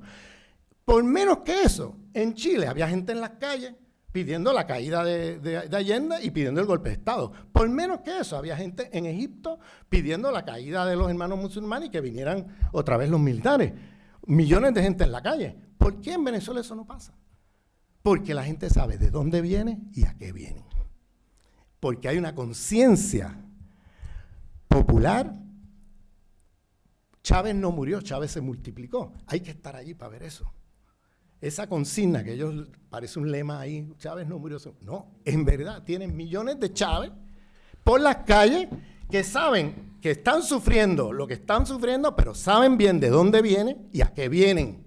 Y saben muy bien que la agenda es el petróleo, que tienen las pozos de petróleo más grandes del mundo. Saben que tienen las minas de oro más grandes del mundo. Saben que vienen, oye, que es que ya lo han verbalizado. No es que Trump lo ha dicho públicamente, es que Bolton lo ha dicho, es que todos lo han dicho ya, están en récord diciendo estas cosas. Entonces, la llamada crisis humanitaria que se ha construido a través de los otros mecanismos, que son los fake news, y tiene un bombardeo de noticias que son una cosa que yo me quedo con la boca abierta. Aquellos que hemos estado en Venezuela, por ejemplo, en el 2017 yo estuve en Venezuela y estaban las guarimbas, los paramilitares pagados por el imperio matando a la gente por las calles, y cuando tú sales al exterior decía que era Maduro matando a la gente. O sea, era una cosa que tú decías, pero ¿qué es esto? Yo tenía un montón de amigos chavistas que tenían miedo de salir a la calle, porque si tú eres chavista te queman vivo, te matan. O sea, era así, pero acá que tú leías en la prensa lo opuesto, que Maduro está matando a la gente. Mira, Nicolás Maduro va a pasar a la historia como un gran estadista, mira lo que digo. Y yo sé que va a chocar lo que estoy diciendo, como un gran estadista. ¿Tú sabes por qué? Porque Maduro nunca ha respondido a la violencia con violencia. Maduro siempre ha buscado Ahora, el golpe de Estado del 30 de abril, ustedes vieron, el golpe de Estado del 30 de abril. 2 coroneles del ejército graves en un hospital, porque estos le empezaron a disparar desde el puente a los golpistas. Ni un tiro, ni un solo tiro. Las instrucciones eran, aquí nadie dispara. Aunque nos disparen, aunque nos hieran, aunque nos maten, aquí nadie va a disparar. Vamos a disuadir esto de otra manera. Cuando tú leas la prensa internacional, yo me reía, porque la prensa internacional está informando que habían 4 muertos. No murió nadie, ¿sabes? Y si hubo heridos era del lado de bolivariano, no del lado de los golpistas. Pero en la prensa te mostraban unos tanques como si lo hubieran pasado por encima de la gente. Y yo dije, no, los tanques los acercaron para dispersar a la gente, tirándoles agua, pero no era que estaban disparando ni pasándole por encima a la gente. Era para no disparar, que mandaron los tanques con agua, con mangueras para dispersar a este grupo, pero sin disparar. En las guarimbas del 2017, Maduro le dio una respuesta política a la violencia del imperio y la oposición en las calles. ¿Qué hizo Maduro? En vez de estar disparando, dijo, vamos a hacer una asamblea constituyente y vamos a llevarlo a elecciones. Al otro día de que se elige la asamblea constituyente, el 30 de julio del 2017, al otro día las guarimbas desaparecen. ¿Por qué? Porque fue a votar más gente que la que votó por Maduro. Y la oposición se da cuenta que estos métodos que están usando no están funcionando. Y al otro día se acabaron las guarimbas y la violencia callejera. O sea, yo digo, oye, este hombre que está haciendo un esfuerzo por evitar el derramamiento de sangre es el que estamos linchando y crucificando en la prensa, como si una cosa, el mundo al revés, sinceramente, el mundo al revés. Bueno, con eso no quiere decir que no tenga críticas, ¿sabes? Hay muchas críticas que podemos hacer, pero no ese tipo de crítica que viene de parte de mentiras que se repiten a través de la prensa que no tienen ningún sentido. Tenemos que ir terminando, pero un par de cuestiones por lo menos. Una de ellas, ¿de verdad, Ramón, tú crees que es posible descolonizar Europa? ¿Y en qué cifrarías esto con alguna referencia? Porque, por ejemplo, ese problema, esa cuestión que todo el mundo señala como crucial, como es la cuestión migratoria, no tiene pinta de resolverse con criterios no racistas o no colonialistas. ¿Cómo lo ves? Bueno, yo creo que hay movimientos dentro de Europa descoloniales. Bien, hay movimientos descoloniales muy débiles, no son fuertes, obviamente. Yo creo que después de la crisis de 2008, parte del auge que ha tenido la extrema derecha es que la extrema derecha le está diciendo a las clases trabajadoras blancas europeas, pauperizadas por las crisis financieras del 2008, que el problema que están viviendo es el africano que está cruzando la frontera o el refugiado musulmán que está cruzando la frontera. Entonces, canalizan Trump lo mismo. Tenemos 12 millones de americanos que pierden sus casas con la crisis financiera. Estamos hablando en cifras cerca de 40 millones de personas. 12 millones de casas perdidas.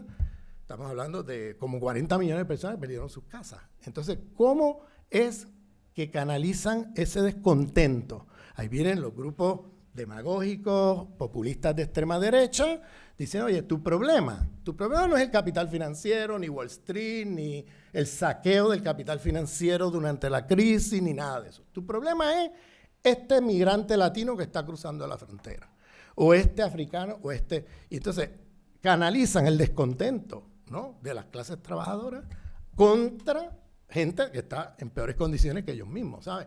Entonces es una estrategia perversa de divide y vencerá. Entonces, yo creo que ese proyecto racista, que claro, cuando miras los CIE, cuando miras la ley de extranjería, cuando miras estas cosas, tú dices, oye, pero esto es o sea, un racismo institucional brutal.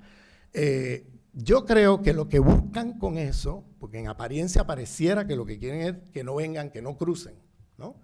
Pero ¿qué pasa? Los grandes capitales necesitan de esa mano de obra acá. Por ejemplo, en Estados Unidos, cuando militarizan la frontera, no es que la gente no va a cruzar y están impidiendo que crucen, no es eso, porque ellos saben que es inevitable que sigan cruzando. No hay manera de parar eso, ni en Europa ni en Estados Unidos. Entonces, ¿qué es lo que están haciendo? Lo que están creando con esos mecanismos es un mecanismo de pauperización de esa gente que cruza, y al estar en un estado de, vamos a ponerlo así, de imposibilidad de poder salir, ¿no? Tú estás acá en la peor condición posible porque tú no te atreves a demandar nada porque en cualquier momento te expulsan. Entonces, es una clase trabajadora que está ahí circulando a través de los mercados laborales de una manera, vamos a poner tú estás produciendo una especie de trabajo semiesclavo, ¿no? Semiesclavo en el sentido de, no de que sean esclavos, sino en el sentido de la pauperización de las condiciones de trabajo, los salarios, etcétera. Que una vez llegas acá, tú sabes que no puedes, que te arriesgas si te pones a demandar derechos y cosas así, porque te van a expulsar. Entonces, lo que hace ese sistema es la producción de manera institucional, violenta, de una mano de obra dócil dentro de los mercados laborales europeos, que luego viene en la extrema derecha y los usa de retórica o de carne de cañón, esta retórica de sus políticas racistas, xenófobas y todo eso, ¿no? Y entonces, pero en realidad, cuando miramos la política, vamos a ver, del gran capital, que depende de esa mano de obra, no es tanto el que no vengan, es asegurar que cuando vengan los tengamos bien controladitos, ¿no? Y que no se pongan a exigir mucho. Entonces, o sea, que estos son estrategias paradójicas que pareciera que es que no los quieren aquí, pero hay un reconocimiento que no hay manera de parar eso, y lo que están haciendo, produciendo con estas políticas es una clase obrera dócil, una mano de obra hiperbarata, con la cual puedan de alguna manera seguir adelante con estos proyectos. Yo creo que la Unión Europea está en una situación que o se mueve hacia una descolonización o la Unión Europea desaparece, tiene los días contados, por varias vías. La vía del tema de las migraciones, que son un tema que lo que va a hacer es fortalecer estos nacionalismos de extrema derecha, que lo que vienen es a torpedear cualquier posibilidad de un futuro de Unión Europea y nada de eso. Segundo, y por el otro lado, de las europeas periféricas. Es decir, el capital alemán lo que ha hecho es, ¿cómo hago para competir con China? Bueno, pues entonces yo tengo que de alguna manera pauperizar otras regiones dentro de Europa, en este caso el sur de Europa y el este de Europa. Entonces el capital alemán, frente al ascenso de China, ¿qué hace?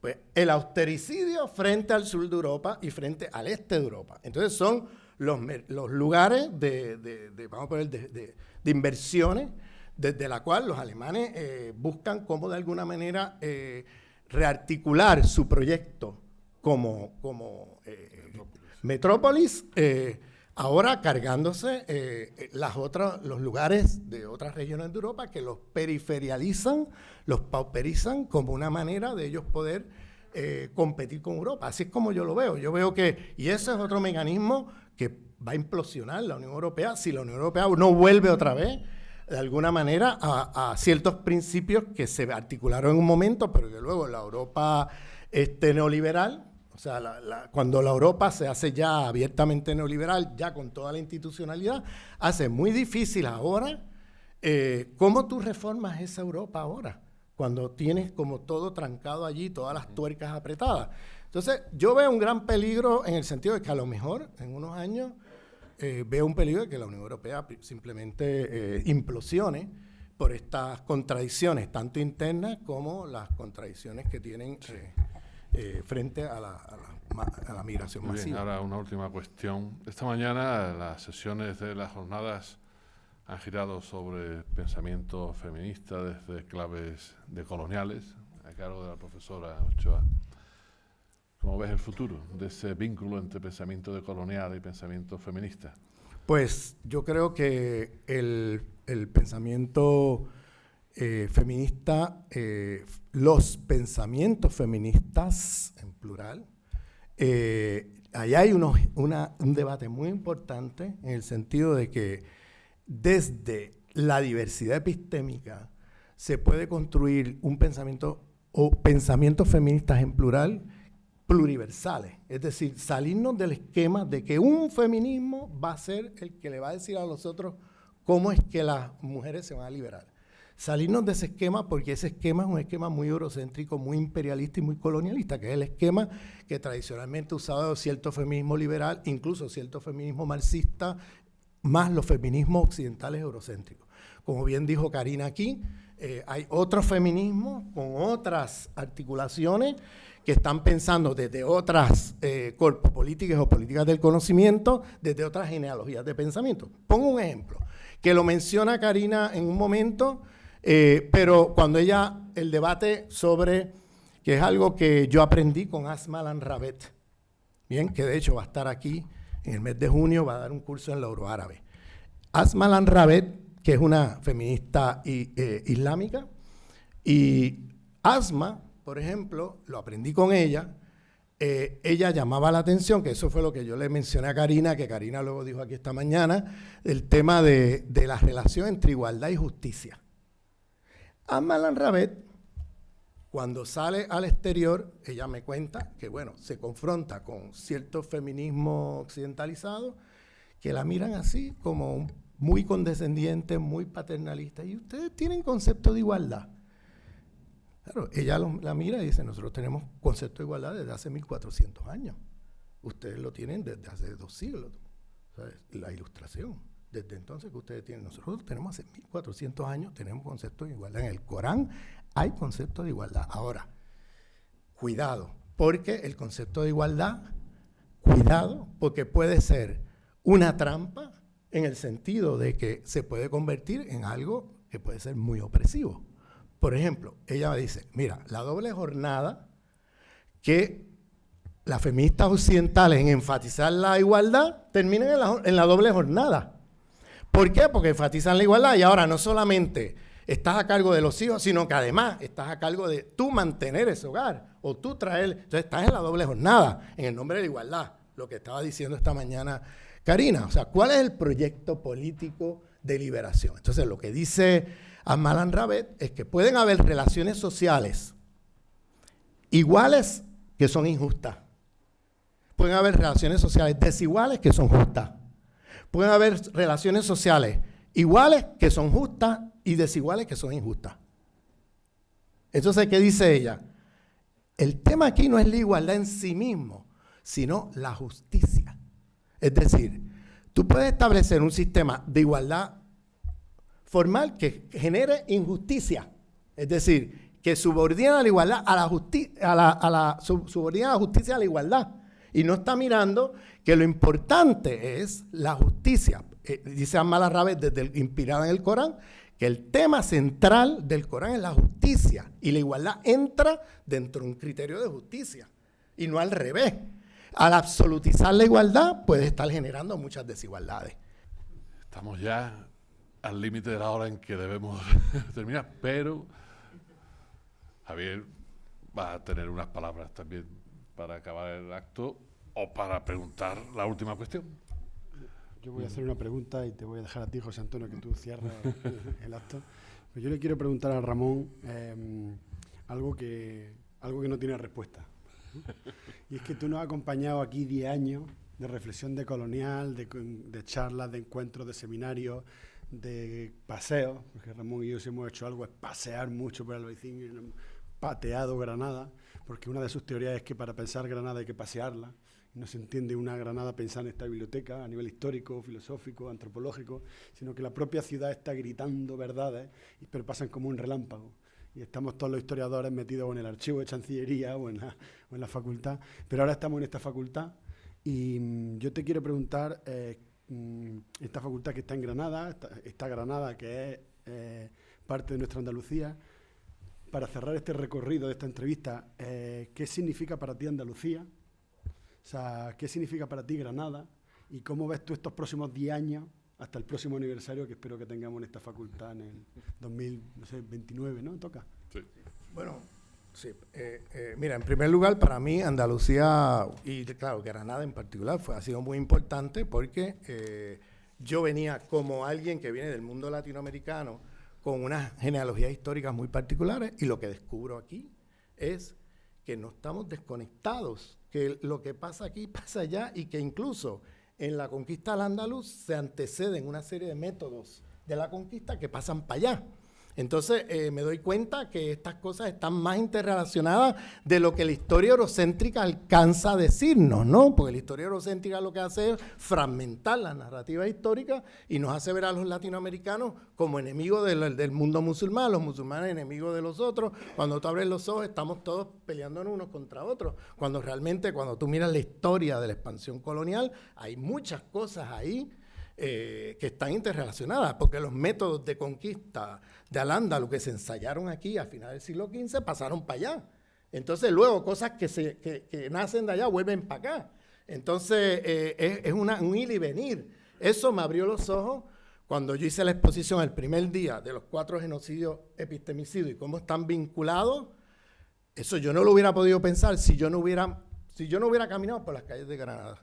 Fue aquí que yo pude ver la conexión, ¿ves? Porque desde allá yo lo que veía la experiencia latinoamericana, pero desde aquí empecé a ver que aquí hay unas conexiones de genocidios epistemicidios. Claro, cuando vas a Birrambla y ves que quemaron la biblioteca ahí, dices, wow, pero espérate, si eso mismo estaban haciendo allá. Entonces, ¿qué está pasando aquí? Aquí hay unas conexiones muy fuertes, ¿no? La Plaza Birrambla, que fue donde el cardenal Cisneros quemó la biblioteca de Granada con más de 250,000 libros. Entonces, empieza a hacer las conexiones y ahí es como yo pude ver la conexión de todo esto. Si no, sin haber estado en Granada, yo no hubiera podido pensar eso, ¿sabes? Y cuando caminas por Granada, te empiezas a ver cosas que tú dices, pero ¿y esto? Un hospital psiquiátrico, mira, aquí en esta parte, ahí están las ruinas, ¿no? Los baños, ¿no? Los baños, empieza a ver todas estas iglesias que son mezquitas, ¿no? Conquistadas, que le ponen al minarete, le ponen la campana, y ahí está. Y claro, tú vas a las Américas y tú ves muchos templos, que eran templos aztecas o incas, que hicieron lo mismo, ¿no? Entonces empiezas a ver todas esas conexiones y dices, pero oye, aquí pasó algo que no nos han contado. Entonces ahí es donde yo empiezo a ver las conexiones. Y ya hablando de un proyecto volviendo a la pregunta de José Antonio, yo creo que el tema de la descolonización, y lo quiero decir así como para finalizar, no es solamente tú criticar las estructuras externas de dominación, es también una mirada para adentro de todas las estructuras coloniales que llevamos por dentro. Todos los egos enfermizos que tenemos, producto de una civilización que nos ha producido una serie de patologías, etcétera, de muerte, ¿no? Entonces, hay que mirar no solamente las estructuras de dominación externa, sino también las internas. En otras palabras, lo que tú llamas la dialéctica de la colonialidad. O sea, que no es solamente que somos oprimidos frente a un mundo, ¿no?, moderno, colonial, capitalista, patriarcal, etcétera, sino que también reproducimos nosotros mismos opresiones para adelante. ¿Entiendes? Porque llevamos por dentro eso. ¿Entiendes? Entonces, la descolonización tiene que ir en las dos direcciones. Descolonización del mundo, de las estructuras de dominación, pero descolonización también de nuestra subjetividad, descolonización de nuestros corazones, descolonización de nuestros comportamientos, o sea, hay que ir en las dos direcciones siempre. Si te dedicas a cambiar las estructuras externas del sistema y no cambias las internas que llevamos, te haces marxista. ¿Por qué? ¿Entiendes? No, estoy hablando en serio. Te haces marxista porque tú te crees que cambiando lo externo se cambia lo interno. Y resulta que no, que es una cosa, los seres humanos no somos máquinas, es más complicado. Y si te dedicas a cambiar las internas y no bregas con las injusticias de este mundo, es decir, a cambiar las estructuras de dominación, te haces nueva era, New Age, ¿no? Pues te vas a un monte, ¿entiendes? Entonces, la descolonización tiene que contemplar siempre la lucha contra las estructuras de injusticia externa al mismo tiempo y simultáneamente que trabajamos las internas. No se puede separar esto. Y si tú miras todas las tradiciones de los pueblos en el sur global, ese principio está allí en todas. La idea de que hay que luchar contra estructuras injustas de dominación, pero al mismo tiempo tienes que estar luchando contra las que llevamos por dentro. Porque si no haces eso, ¿sabes qué pasa? Que el día que tú ganes y llegues allí, vas a hacer lo mismo de la gente que tú criticaste y tumbaste. Y esa es la gran falacia del socialismo del siglo XX, que creyó que iba a tumbar un sistema y resulta que no, que lo reprodujo, porque en gran medida pensaba que cambiando la economía cambias lo demás. No, ahí hay un proyecto civilizatorio que nos atraviesa a todos y si no prestamos atención a estas cosas, es muy fácil, con las mejores intenciones del mundo, convertirnos en Stalin. Bien, cuidado. Hemos llegado al final. Gracias. Aplausos.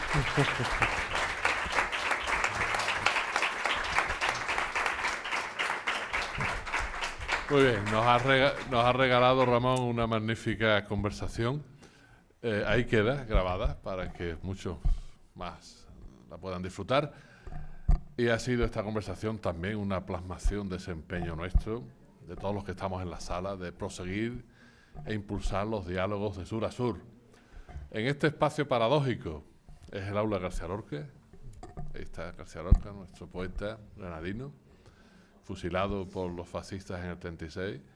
Y a la vez hablamos con el tapiz, con el escudo imperial de Carlos V detrás, lo cual no deja de ser una paradoja. Pero, en fin, fue también elemento fundador de esta casi 5 veces centenaria universidad. Y desde esta universidad te damos las gracias, Ramón. Muchas gracias, José Antonio. Gracias, Javi.